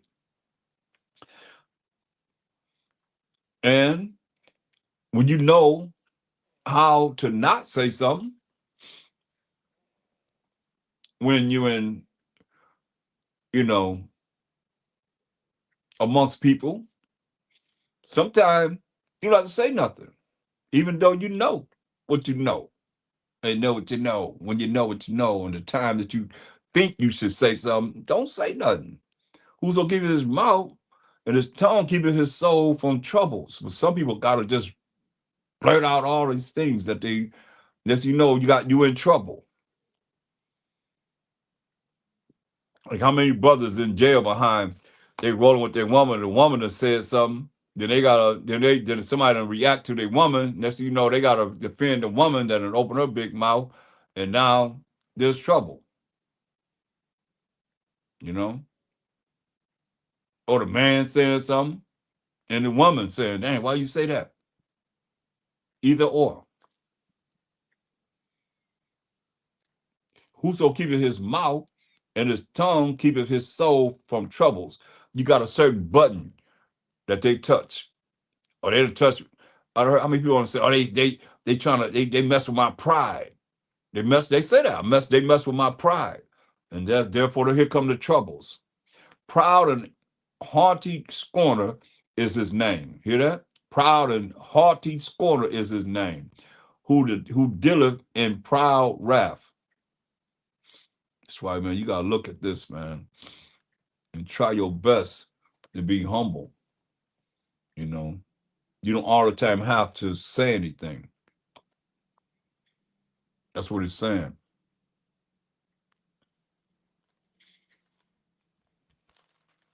Or you're gonna bring trouble. And then you're gonna think about it, man. I wish I would have I had to say, I wish I would have said that. Too late now. You in the trouble now. You gotta deal with the situation. Or A lot of people they roll around for trouble. That's what they look for, trouble. And all hear you is you caught up in it. You don't allow them to bring you all up in it. They can wake up in the morning going out looking for some trouble. Do things that's contrary to what's right. And you caught up in it. Man, make you say, man, I should have stayed in the bed tonight, this day. Especially rolling somebody that's off, that don't know how to control themselves. That's why I love the truth, because it teaches you how to be in order. But if you're out of order, just rolling on your own, nobody ever trained you how you're supposed to be morally, then you could be off and think you on point. How many times I've seen that? We're gonna go to Ecclesiasticus 13. Ecclesiastes 13 and 9. It says, if thou be invited of a mighty man, withdraw thyself, and so much the more will he invite thee. You invited to him, oh no, I don't want to come. Nah, man, that's all right, man. Appreciate it, but the more he gonna try and get you to come. It's saying, press thou not upon him, lest thou be put back. So don't try and, go there and be all up on him unless you're going to push you back. Stand not far off. Don't stand too far away, lest thou be forgotten. You're going to go too far away, else you're going to be forgotten once people start. And I can understand that once people start coming around talking to them and you was there first and you went far away to the back, you're going to be forgotten. It says, and this for someone that's, running things, the big boss man or whatever. Affect, it says,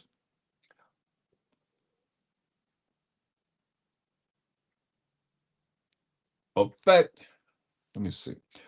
It says, affect not to be made equal unto him in talk. That's how many people, we all can say the same thing. Everybody's on the same page. But he told you from the start what he said, verse 9, if thou be invited of a mighty man.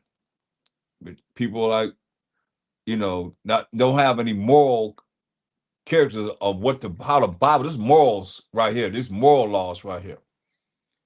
Affect not, verse 11, affect not to be made equal unto him in talk.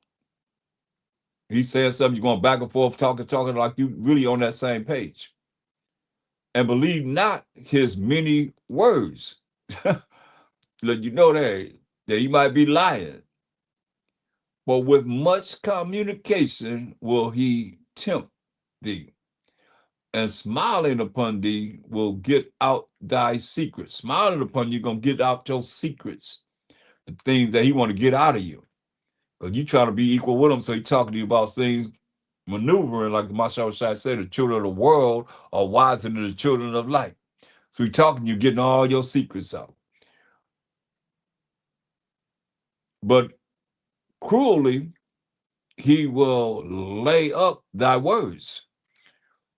And even like I say, you ain't supposed to be saying nothing to the cops, man. They'll change your words to make it mean something that's be beneficial for them in making an arrest. But cruelly he will lay up thy words, and will not spare to do thee hurt, and to put thee in prison. Come on. That's perfect.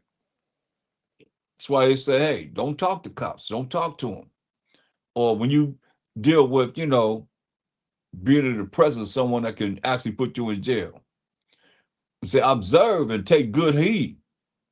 You say, hey, observe and take good heed to what he's saying. But thou walker in peril, danger. Peril means danger of thy overthrowing. When thou hearest these things, awake in thy sleep. So wake out of darkness, man. You're sitting around not knowing is very important. He's saying, verse 14, love the Most High all thy life and call upon him for thy salvation. That's what you end up doing. You get caught up in saying the wrong thing, the trouble come, and next thing you know, they locking your butt up. And you got to call on the Most High. Love the Most High. When you love the Most High, 1 John 5:3, for this is the love of the Most High, that we keep his commandments. And you listen to what he say, and we do it, it works. You know?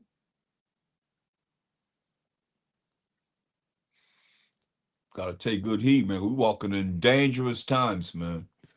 These are dangerous times. That's why it's very important to know what to say and not to say, know what to do and not to do, so you don't get caught up in, hurting yourself or hurting somebody else because of what you say and do. Then you be looking all funny face because you done made the wrong decision, because you don't have the ability to know how to apply once the book is closed. We're reading this, we going over this to know how to act. When the book is closed, now you got to act upon it, because you ain't right all around with this Bible all the time to be able to say, okay, well, what does this say? What does it say? This? Okay, I got this situation. Okay, let me open the Bible. And you ain't doing that. That's why you learning it, you living it, apply it in your life when the book is closed. I want to go to Isaiah 2:11. Isaiah, the second chapter, 11 verse. That's what this is about. You know, that's why I say meditate day and night on his word. You compare things to the word. You're hearing it. Now you got to compare it to your life and applying it in your life. Or what's the point?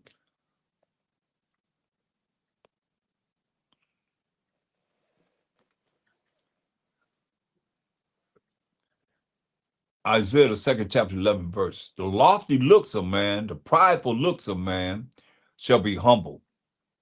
Can't get no clearer than that. The prideful looks of man, like that told you, that cat came out there with his head all up, head all high and everything. Like, the lofty looks of man shall be humbled. The prideful looks of man, they're going to be humbled. And the haughtiness of men, the pridefulness of men shall be bowed down. And the Most High alone shall be exalted in that day. Lord, yeah, I'll show myself the other side. Yeah, Most High going to be exalted in that day. He going to be all in all. But make it mean something different. Malachi 4:1. Malachi 4:1. See, that's why I say you can look at this, go over it, and let it just marinate in your spirit so that you can become spiritual. Malachi 4:1. For behold, the day cometh that shall burn as an oven. That sounds like a lot of fire to me. Over 1,000,000 degrees Fahrenheit fire. He said, the day cometh that shall burn as an oven. And all the proud, that's the first thing he's saying. All the proud. That's what we talking about? Yeah. And all that do wickedly. So to be prideful, you wicked. You say all the proud and all everyone that break the Most High's laws, statute, commandments, that's doing wickedly, shall be stubble. You hear that? Stubble is like tumbleweeds, y'all, so you know. You're gonna just like a regular cigarette lighter to tumbleweeds, it's gonna go up, right? Gonna be like tumbleweeds.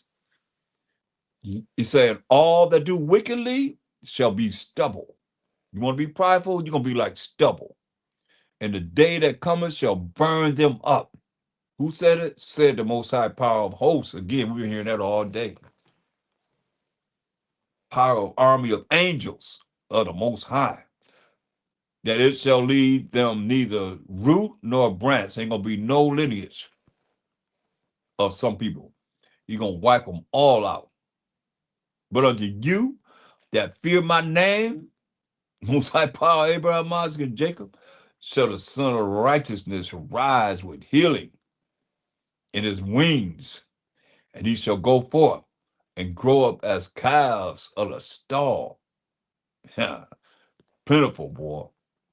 And ye shall tread down the wicked, but they shall be ashes under the soles of your feet in the day that I shall do this, said the Most High Power of hosts. Again, y'all hear this all day.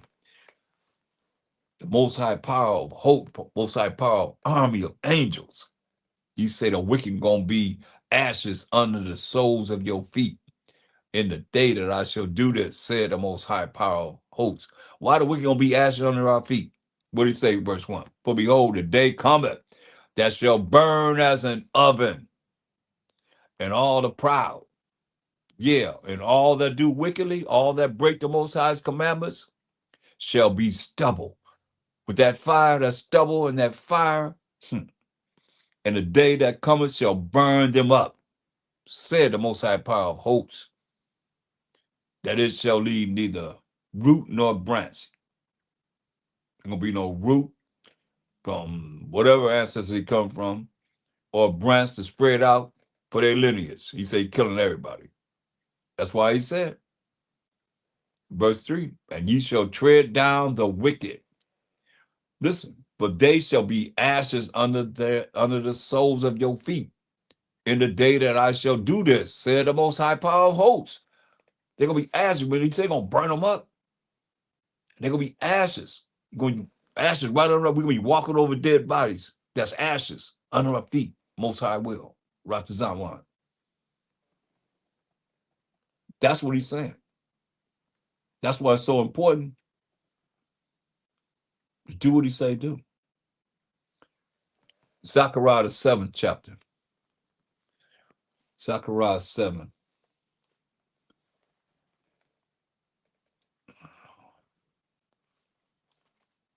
Zechariah the 7th chapter. That's why it's important, man, that we look at this word and we look at what's gonna please, at least I do. I look at what pleased the Most High and what displeased him. Zechariah 7 and verse 8. And the word of the Most High came unto Zechariah, saying, thus speaketh the Most High Power of hosts. Here we go again. Thus speaketh the Most High Power of army of angels, saying, execute true judgment, right? Whatever judgment you make sure it's true. And show mercy and compassion, every man to his brother. Hear that? Mercy, which is not getting something you need to give them, they deserve to get. And compassions, caring for your brother, every man to his brother. It said, oppress not the widow, don't oppress the widow. Women that have, their husband has died,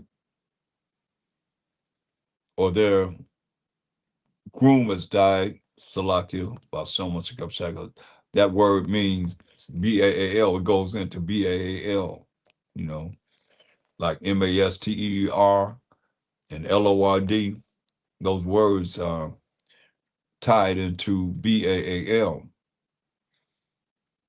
But they put it in the Bible, but it still stems from L-O-R-D, means B-A-A-L.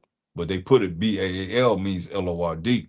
But L-O-R-D, because on Jeopardy they asked, and I looked into it. They says, they asked the man, they said, what is the name of the Canaanite god? What's the other name of the Canaanite god, L-O-R-D? They didn't ask what's the name of the Canaanite god, B-A-A-L. They said, what's the name of the Canaanite god, L-O-R-D? And he said real quick, B-A-A-L. He knew that, but most people don't know this.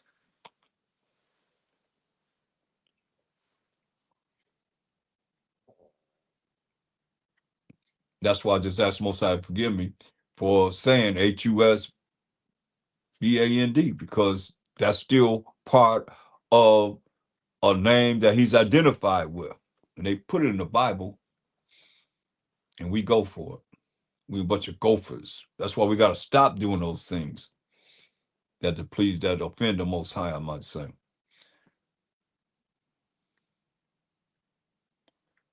It say, verse 10, Zechariah 7:10, and oppress not the widow, nor the fatherless, the stranger, nor the poor. Let none of you imagine evil against his brother in your heart. Can't, he always got to tell us, I mean, throughout the Bible, he always tell us to love each other because we don't like each other. Some kind of way we've been programmed not to like each other. We always find some fault in each other instead of trying to help each other and like you said, have compassion on your brother. It used to be that way, where when it was separate, we were around each other. We knew that we had, to be there for each other. It's different than it is now, this world that we're in now, where everybody's, supposed to be one people, as it's told us in First Maccabees 1 and 41 in the Greek Empire. Everybody's one people. They take us away from our laws that we're supposed to follow what the Most High wrote with his finger. Verse 11, but they refuse to hearken. Hear that? We refuse to listen. Talking about us, Israelites, and pulled away the shoulder and stopped their ears. Stop there, put their hands on the ears like, I don't want to hear what you got to say. Oh, no, get away from me. Remember we killed the prophets and chopped them up. So we put our hands on our head. Oh, I don't want to hear that. I don't want to hear that. Look what it says. But they refused to hearken. Verse 11, Zechariah 7:11. But they refused to hearken. Refused to hearken. Refused to listen. And pulled away the shoulder. You tell me what to do. And stopped their ears that they should not hear. They covered their ears up so they didn't want to hear. I don't hear what you got to say. They covered their ears up so they couldn't hear. Yeah, they made their hearts as an adamant stone, hardcore, lest they should hear the law. You hear that? So this is nothing. That's why I started. You go back to the beginning of this lesson. I started with Ecclesiastes, the first chapter. Ecclesiastes, the first chapter, the 9th verse down. Nothing new under the sun. Lest they should hear the law. What do they say now? We're not under the law. We're under grace. We do whatever we want to do. The Most High hate the sinner. He hate the sin, but he loved the sinner. Let me get it right. Yeah.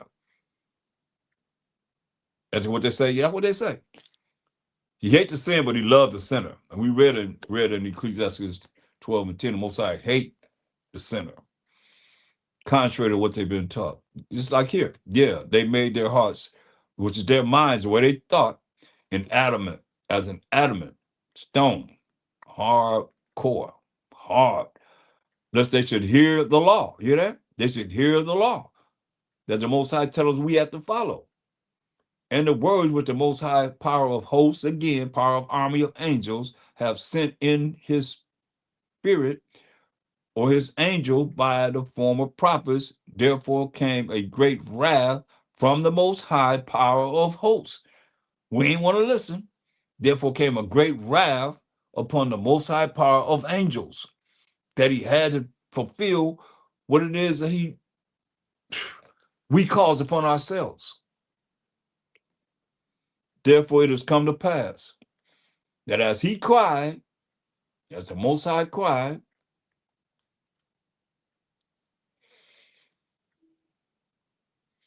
and they would not hear.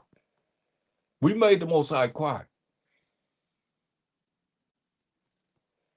You know what he said? Therefore it has come to pass that as he cried, we made him cry, y'all. We the Israelites. As he cried and they would not hear, so they cried. Our forefathers cried, and I would not hear, said the Most High power of hosts. We made them cry. to us, and we didn't want to hear, to the point where I showed you earlier, we killed the prophets and tore their bodies to pieces. So he said, therefore it has come to pass that as he cried, the Most High cried, and they would not hear. He cried, we made him cry, and we still didn't want to hear because we offended him. Hosea 5:15 says, I'm going to go to my place until we acknowledge our offense and seek his face. In our affliction, we're going to seek him early. So as he cried, we made him cry, and they would not hear. They didn't want to listen. So they cried, so we cried as the Israelites, and I would not hear, said the Most High Power of hosts. You hear that all night long, all day long. Power of army of angels. He said, hey, when we cried, that's the only time the Most High had pity on us, when we cried to him. But you can't cry to him, you prideful. You ain't humble enough to cry to him. You see, but I scattered them with a whirlwind among all the nations whom they knew not. Thus the land was desolate after them, that no man passed through, not nor returned. But they laid the pleasant land desolate. We did that. And I've been there. And that land is miles and miles and miles and miles and miles and miles of nothing. Nothing's growing there. That's our fault. He said he was going to do it. Zechariah 8:1. Again, the word of the Most High of hosts, again, Most High power of army of angels, hear this over and over again, came to me saying, the Most High came to Zechariah through the angel, always dealing with us with angels. Thus said the Most High power of hosts, I was jealous for Zion with great jealousy. We define Zion as Zion, my people, the 12 tribes of Israel. He said, I was zealous for Zion, 12 tribes of Israel, with great jealousy. Remember, his name is jealous. He said, and I was jealous for her with great fury. Thus said the Most High power, I am returned unto Zion and will dwell in the midst of Jerusalem, and Jerusalem shall be called a city of truth.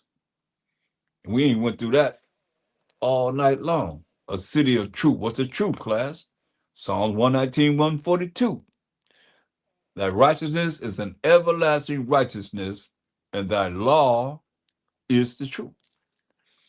It's going to be called what? So that's why it's so important to know the definition of these words according to the Bible. Because when you know the definition of these words according to the Bible, nobody can gainsay on that. It said Jerusalem shall be called a city of truth, a city of people that's going to be keeping the laws, statutes, commandments of the Most High. And the mountain of the Most High power of hosts, the holy mountain. Thus say the Most High power of hosts again. There shall yet old men and old women dwell in the streets of Jerusalem, and every man with his staff in his hand for very age.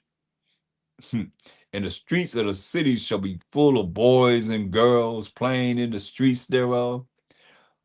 Thus say the Most High power of hosts, if it be marvelous in the eyes of the remnant of his people, not, I'm letting you know it's not everyone, it's not all the people, but the remnant, that 1/3 of his people in these days, should it also be marvelous in mine eyes, said the Most High power of hosts, to see the old and the young in the streets of the city. Thus said the Most High power of hosts, behold, I will save my people from the east country and from the west country. He gonna say from the east countries and the west, like we in this western hemisphere. He said, and I will bring them, and they shall dwell in the midst of Jerusalem, and they shall be my people, and I will be their power in truth and in righteousness. You can't get no clearer than that. The Most High going to be our power and truth in the laws of the Most High. That's the truth. Psalms 119, 142, that righteousness is an everlasting righteousness. Let's go there. So we're going to come back. And he said, and righteousness, right? So any of y'all think that you're going to be in this city, New Jerusalem, or whatever city he allowed us to be in, you say, what do you say? And I will be their power in truth and righteousness. If he's going to be your power, he got to be your power in truth and righteousness. What's the truth? Psalms 119, 142. Let's sing it together, y'all. Thy righteousness is an everlasting righteousness, and thy law is the truth. What's righteousness? Let's jump over to verse 172. Psalms 119, 172. Because remember, the city going to be built, going to be operated under the Most High in truth and righteousness. What's righteousness? Psalms 119, verse 172, since we hear, my tongue shall speak of thy word, for all thy commandments are righteousness. See that? All the commandments are righteousness. So how you going to get past that? He said, hey, this Jerusalem, Zechariah 8 and 8, and I will bring them, that's the remnant that he said in verse 6, remnant of his people, not everyone, you're going to bring the remnant of his people, the 12 tribes of Israel, 1/3, mind you, and they shall dwell in the midst of Jerusalem, and they shall be my people, and I will be their power in truth and in righteousness. In truth, keeping the laws of the Most High, keeping the commandments of the Most High, and in righteousness, keeping the commandments and the laws of the Most High. The Most High speak once, say twice, say the same thing over again. In truth and righteousness. Come on. Can't get no clearer than that. Don't let nobody fool y'all. And who's my people? Who's the Most High's people? You said my people, right? Matthew 2 and 6 defines the my people without a shadow of a doubt. Matthew 2 and 6.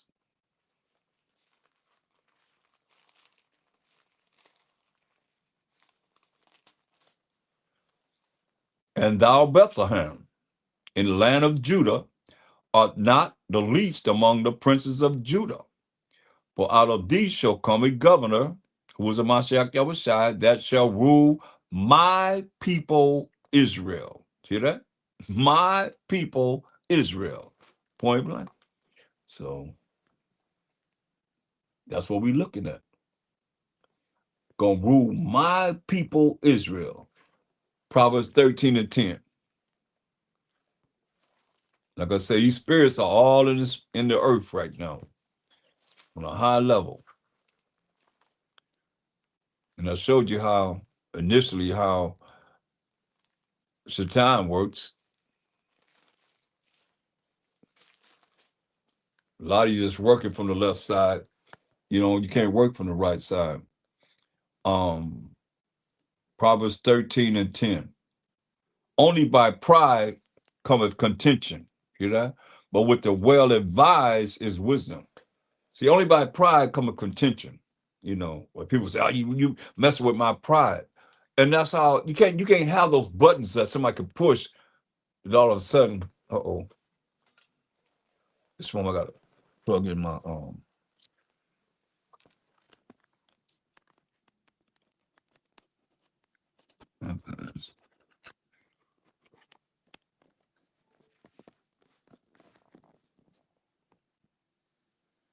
you can't actually look what it says. Let me read it again.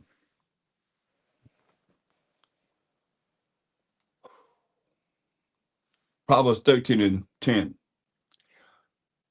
Only by pride cometh contention. See that? Only by pride cometh contention.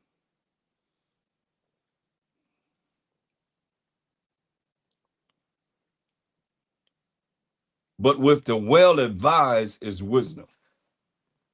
See? That pride bring that contention because, it's like, and it's sad because I look at spiritually, a lot of things we don't really deal with when the book is closed. It's almost like we're all on the same page. Why that contention comes, that pride enters, you know. I had to do a lot of listening. And doing a lot of listening, you learn a lot of things, And you have to listen if you're gonna ever counsel, you have to listen very well to be able to counsel someone and to know where they're coming from, or to come up with a solution for the situation that's at hand. I'll say only by pride cometh contention, but with the well advised is wisdom. If you're able to take advice, you can have the proper application of how you apply your advice into your life to be able to bring forth the solution that will work. But it tell you, Proverbs 1:7,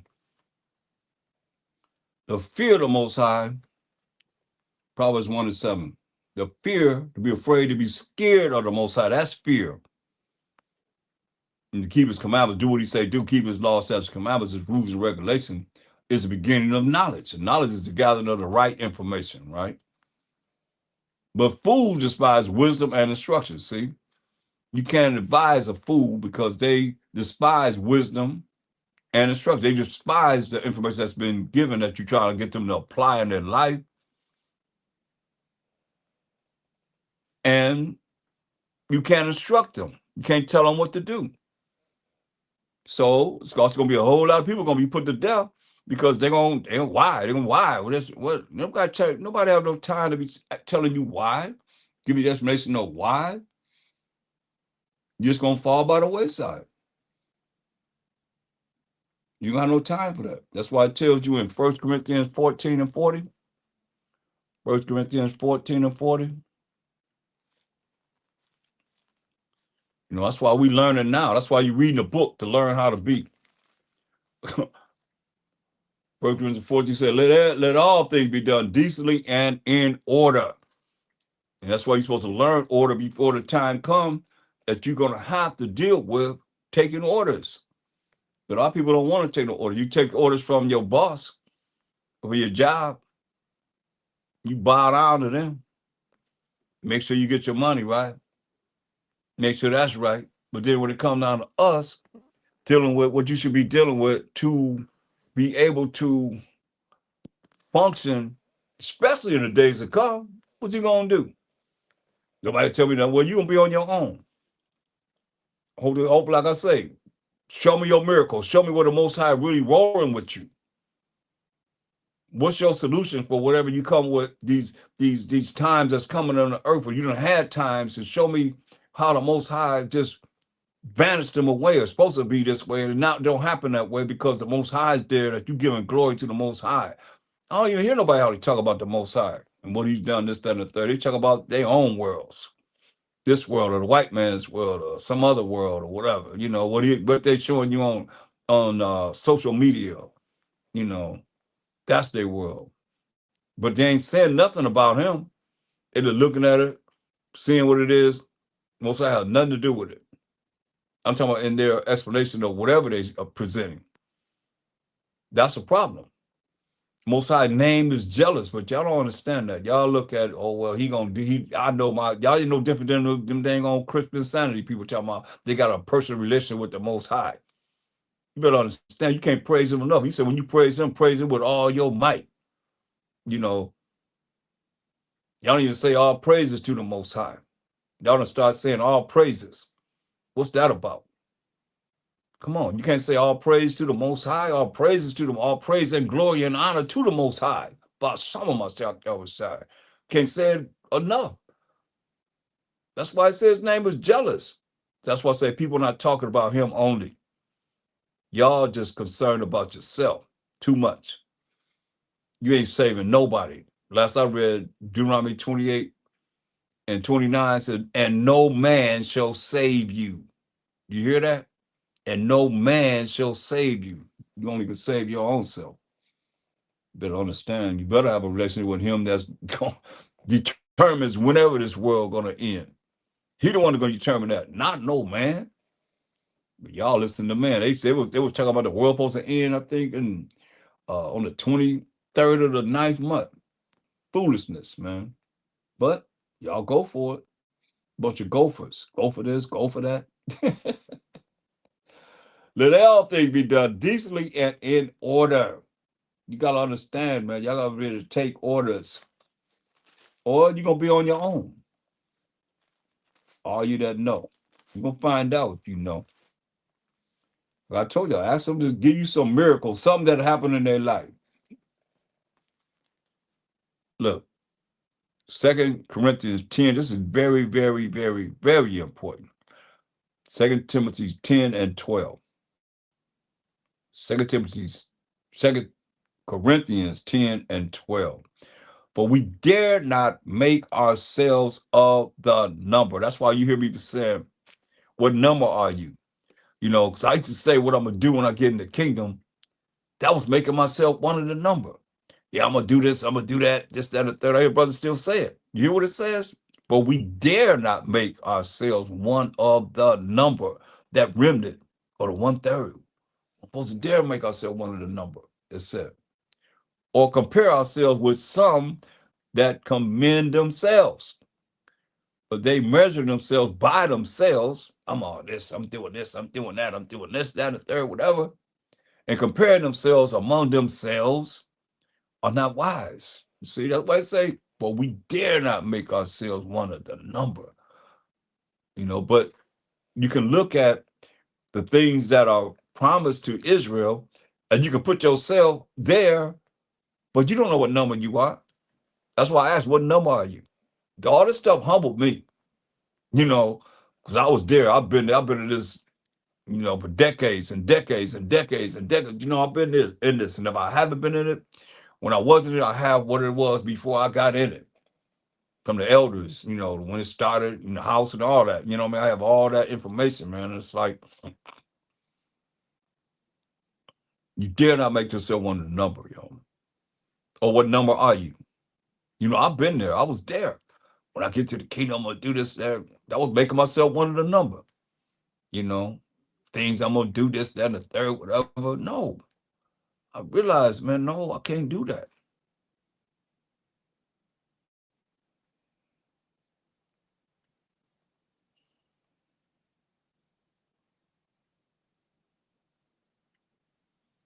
But we will not boast of things without our measure, but according to the measure of the rule which the Most High has distributed to us, like Dot making yourself one of the number, and the measure that the Most High has distributed to you as an individual, or me as an individual, we as individuals, but according to the measure of the rule which the Most High have distributed to us, a measure to reach even unto you, man.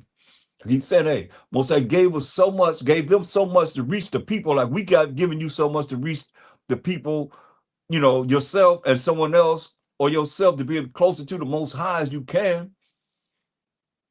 But you're going to be close to him if you ain't talking about him. He ain't even in your conversation. Just whenever you come on, or you listening, and I'm trying to show you a way that works, you know, that's why he said, hey, how you going to get him to turn his face to you? Because he turned his face away from us. See, I'm going to go to my place in Hosea 5:15 until we acknowledge our offense. Are you thinking about all the ways that we offend him? Like right here, we deal with pride. That's when you depart from the Most High. You ain't deal with the Most High. Point blank at all.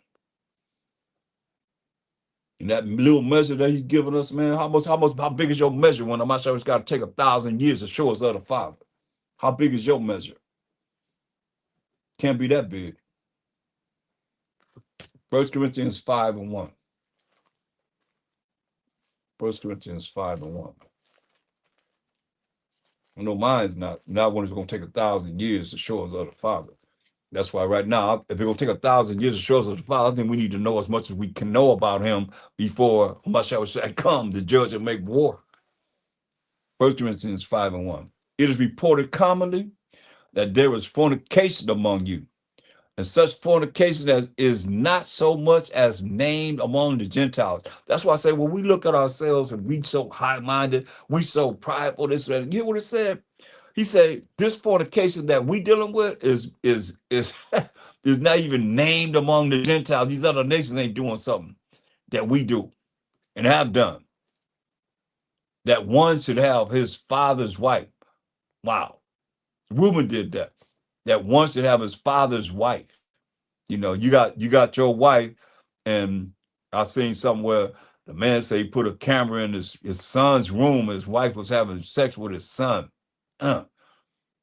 Or you have children, and the woman, she a hoe. Your wife is a hoe to go with the son. Ah man, that's think about it. That's what it said. This ain't heard among the Gentiles that one should have his father's wife. You know, and that what kind of woman do you have? What kind of wife is it that will go and lay with her son? That go all the way back to Nimrod and Semiramis. Nimrod, the mighty hunter. He had sex with his wife. Excuse me, his mother. That was his daddy's wife, right? Same thing. Here we are doing the same thing. That's just one incident. But he said it ain't heard among the Gentiles that one should have his father's wife. Man, that's against the law, y'all. That's against the law all the way. Man, what kind of madness is that?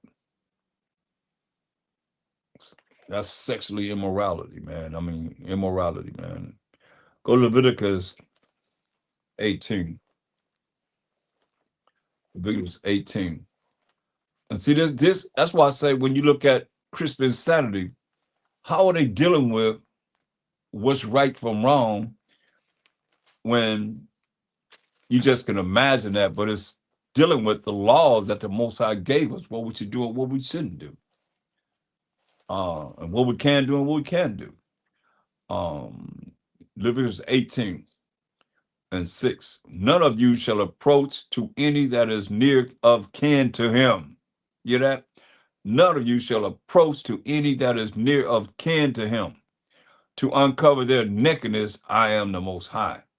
The nakedness of thy father or the nakedness of thy mother, thou shalt not uncover. But people be walking around butt naked amongst around their kids, man. That's wrong. You hear what it said? None of you shall approach to any that is near of kin to you. You're supposed to be having sex with those that are, in the family members. It said to uncover their nakedness, I am the Most High. The nakedness of thy father or the nakedness of thy mother shalt thou not uncover. She is thy mother. Thou shalt not uncover her nakedness. The nakedness of thy father's wife shalt thou not uncover. It is thy father's nakedness. See? But what it say? We wade in 1 Corinthians 5:1. It said, and it is reported commonly that there is fornication among you. Filthy wicked acts, man. And such fornication as is not so much as named among the Gentiles, that one should have his father's wife laying down with his mother.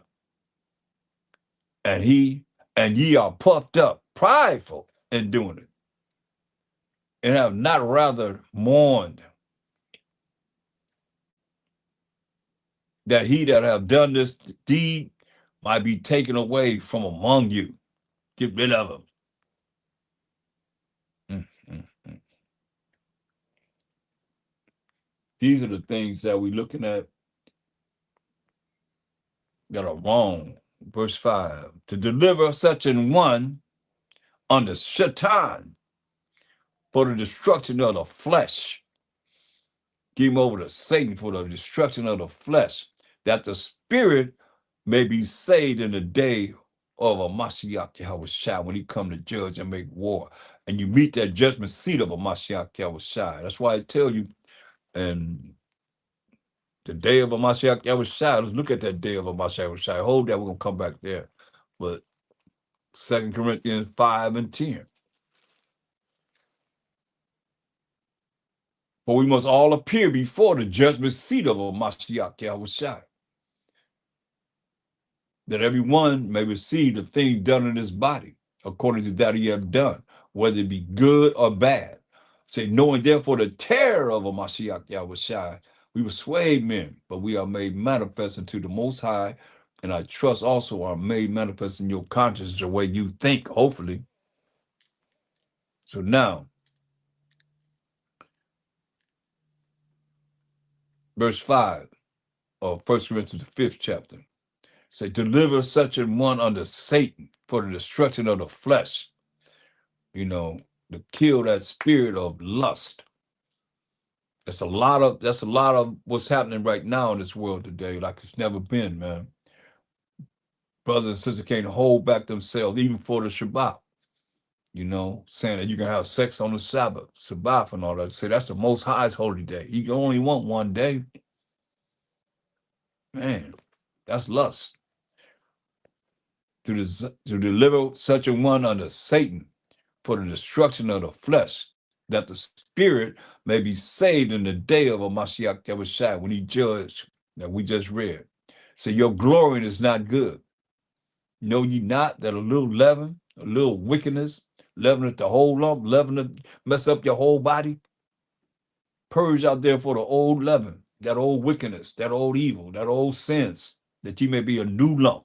You may be new, as ye are unleavened, without, sin, to the best of your ability, man. That's what this is all about. Or else you're going to continue to do the same thing and fall yourself into condemnation, man. What you going to do when he come for you? I know I don't want to be caught in the hands of the Most High. No way, shape, or form. Unless it's, something that's going to be beneficial. Because being in his hands and he bring his wrath, it's going to be something that he says a fearful thing to fall in the hands of living power. Hebrews 10:31. Mashiach Yahushua, you can't run from, the Most High, though, Mashiach Yahushua, because he said in St. John 10:30, he said, I and my Father are one. They agree. Shoot. You ain't running from, that's why people don't want to deal with the Old Testament. That's all he had to go by was the law and the prophets. He's in the law and the prophets, man. So you ain't really dealing with him. You ain't dealing with him. If you don't see him in the law and the prophets, how you dealing with him? You're not dealing with him. 2 Timothy 3:1. 2 Timothy 3:1.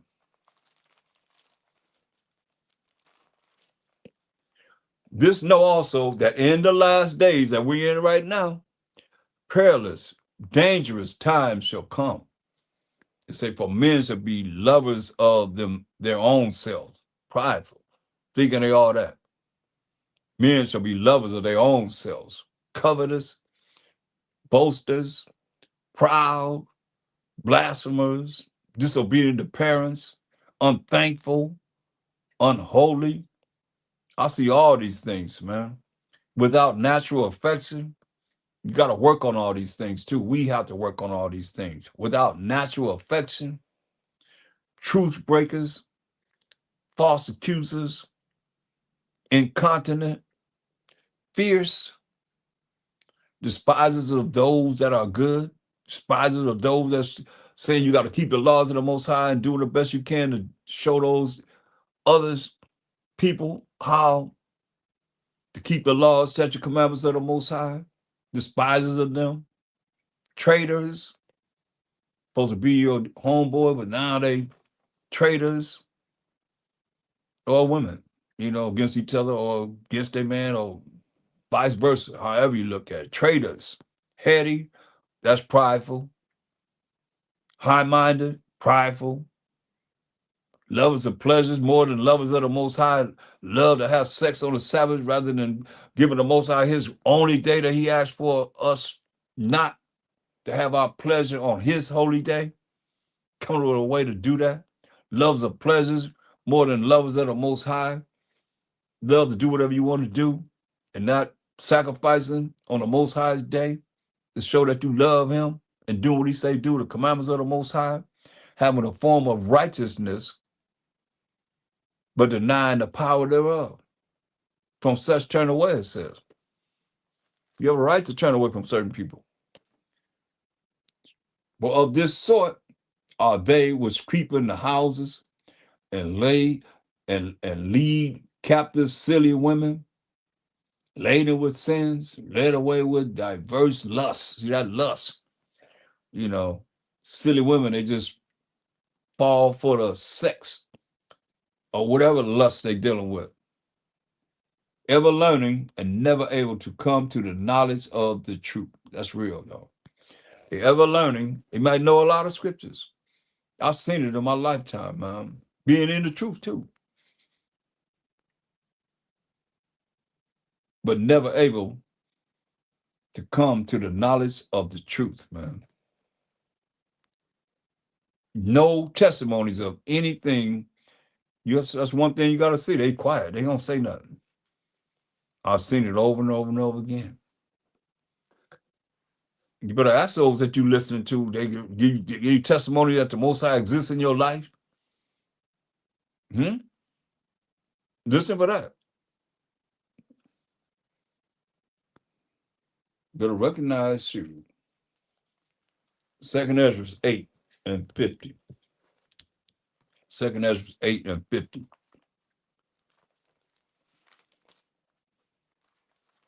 Yeah, 2nd Ezra 8 and 50.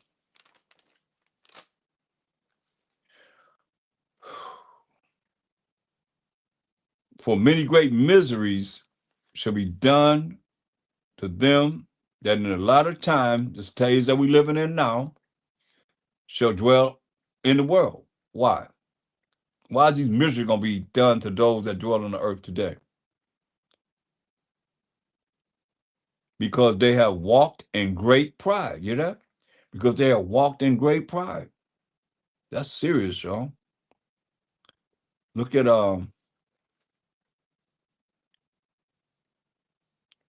verse 51. But understand thou for thyself, and seek out the glory for such as be like thee. So they asked, the angel Uriel is telling, like I said, we always deal with angels. This is angel Uriel, which give understanding. It says, he told Ezra, but understand this for thyself, for yourself, and seek out the glory for such as be like thee. So we say, seek out the glory of such as be like Ezra. Now, by the time you get to chapter 14, let's go to 2nd Ezra 14 and 6. 2nd Ezra 14 and 6, it says, these words shall thou declare, and these shall thou hide. So this is not for everyone. He told Ezra got 204 books, right? And we only have, as Israelites, 80 books. The people that's in these religions, they only have 66. They don't have the Apocrypha. The Protestant church took the 14 books out, and they tell them it's not right, it's not canon, it's not legit, in other words. So they don't have the 14 books that they took out of the original King James 611 Bible. So verse 9 says, keep this in mind, because it says, and that's why this Bible is written for us. It says, but thou shalt be taken away from all, and from henceforth thou shalt remain with my son. Hear that? So he said, we taken away from everyone, meaning he's going to die, and he's going to be remaining with a Mashiach Yahushua, the Son of the Most High. Where's that at? In the Old Testament. But the people that's in Christian insanity will never see this because they don't have the Apocrypha. You see? But he told them, for thou shalt be taken away from all. That means you're going to die, Ezra. And from henceforth, here on, thou shalt remain with my son, who was a Mashiach Yahushua. and with such as be like thee. That's why he told him, seek out those just like Ezra. So we got to look how Ezra was. While he's telling him to seek out those that's like Ezra. And will be, it says, and with such as be like thee. So we got to see how Ezra was, because he's going to be with a Mashiach Yahushua, and that's what we should want to be with a Mashiach Yahushua if we do, transition.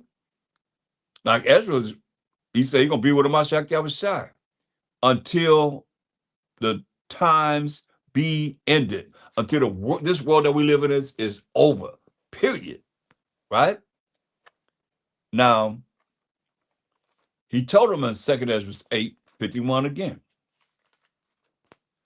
He said, but understand thou for thyself, for yourself, talking to Ezra, and seek out the glory for such as be like thee. So I was Ezra, verse 48. And this also thou art marvelous before the Most High. How's Ezra's marvelous before the Most High? Which we should look at how we could be marvelous before the Most High. And that thou hast humbled thyself. See that?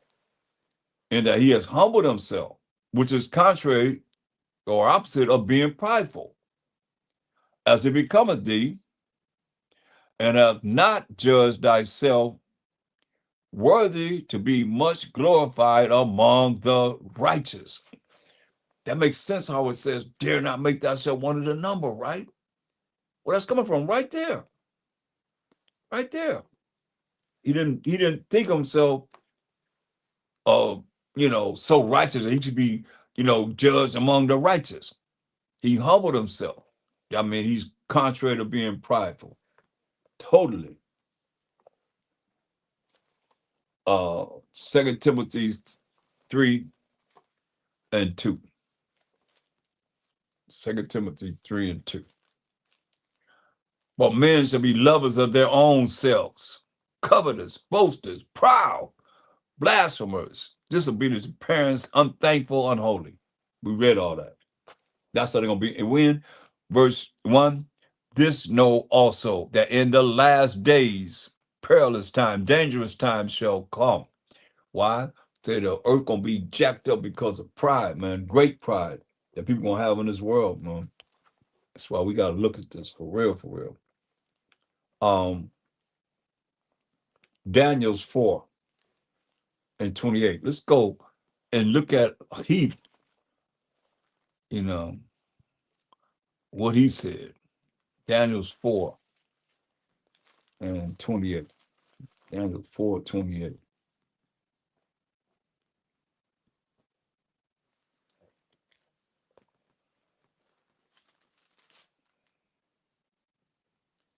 All this came upon the king Nebuchadnezzar. This is when we were in captivity under the Babylonians for 70 years. We read that earlier. 10 years, 70 years. At the end of 12 months, he walked in the palace of the kingdom of Babylon. The king spake and said, this King Nebuchadnezzar, Ethiopian, Cushite, Babylonian, is not this great Babylon? This is what he's saying. Is this not this great Babylon? That's what King Nebuchadnezzar is saying. That I have built for the house of this kingdom by the might of my power and for the honor of my majesty. When you understand, before you got here, verse 17 said, this matter is by the decree of the watchers and the demand by the word of the holy ones, to the intent that the living and with the living may know that the Most High ruleth in the kingdom of men. The Most High ruleth in the kingdom of men, and give it to whosoever he will, and set up over it the bases of men. That's who he is, the bases of men. And who we are under now, the bases of men.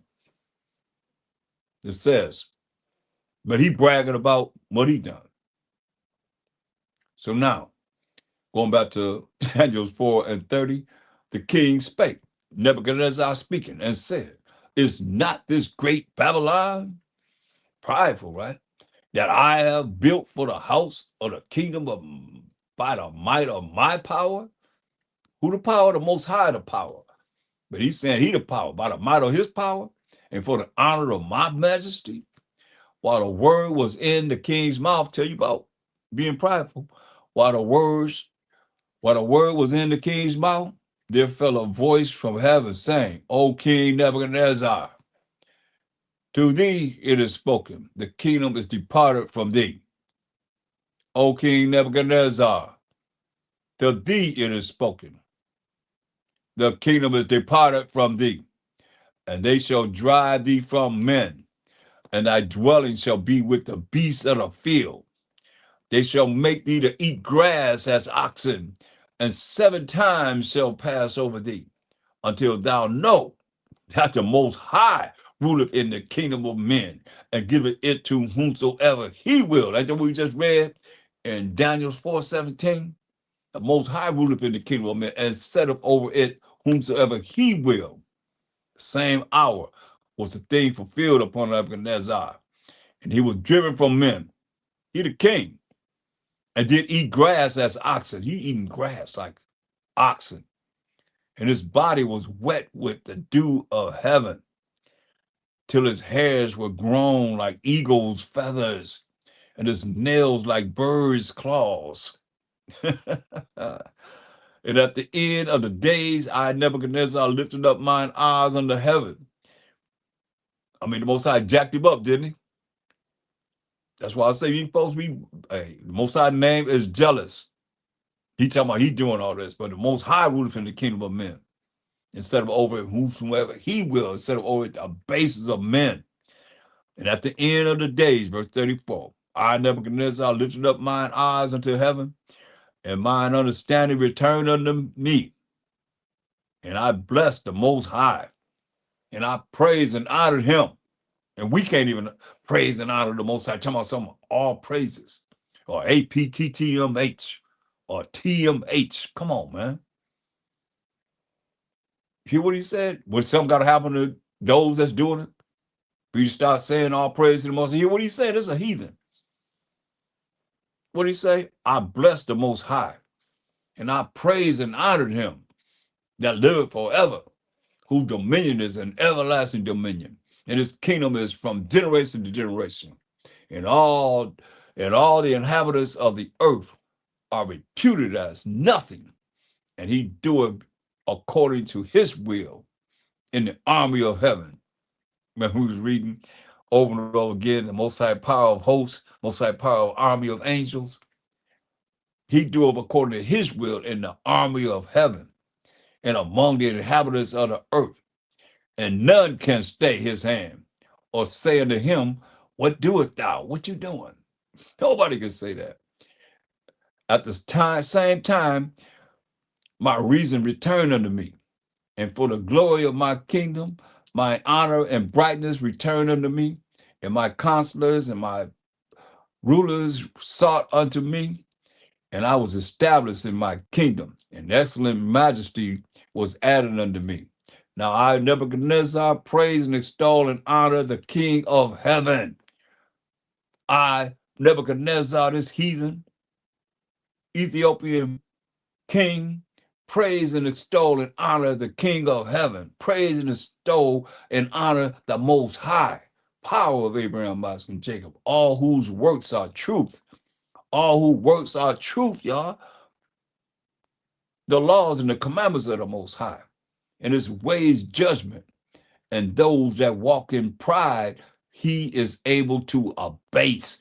And they that walk in pride, he is able to make you humble as can be.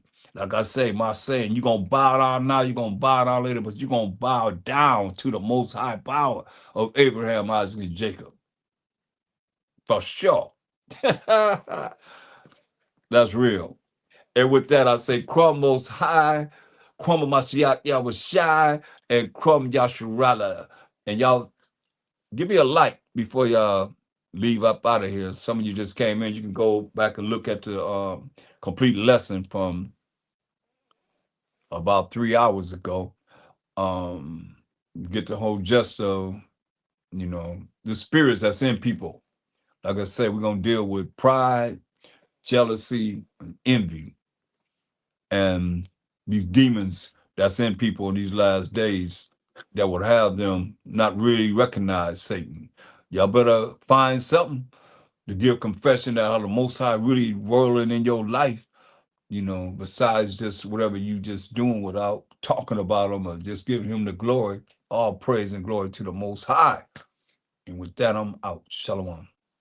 The water for joining me.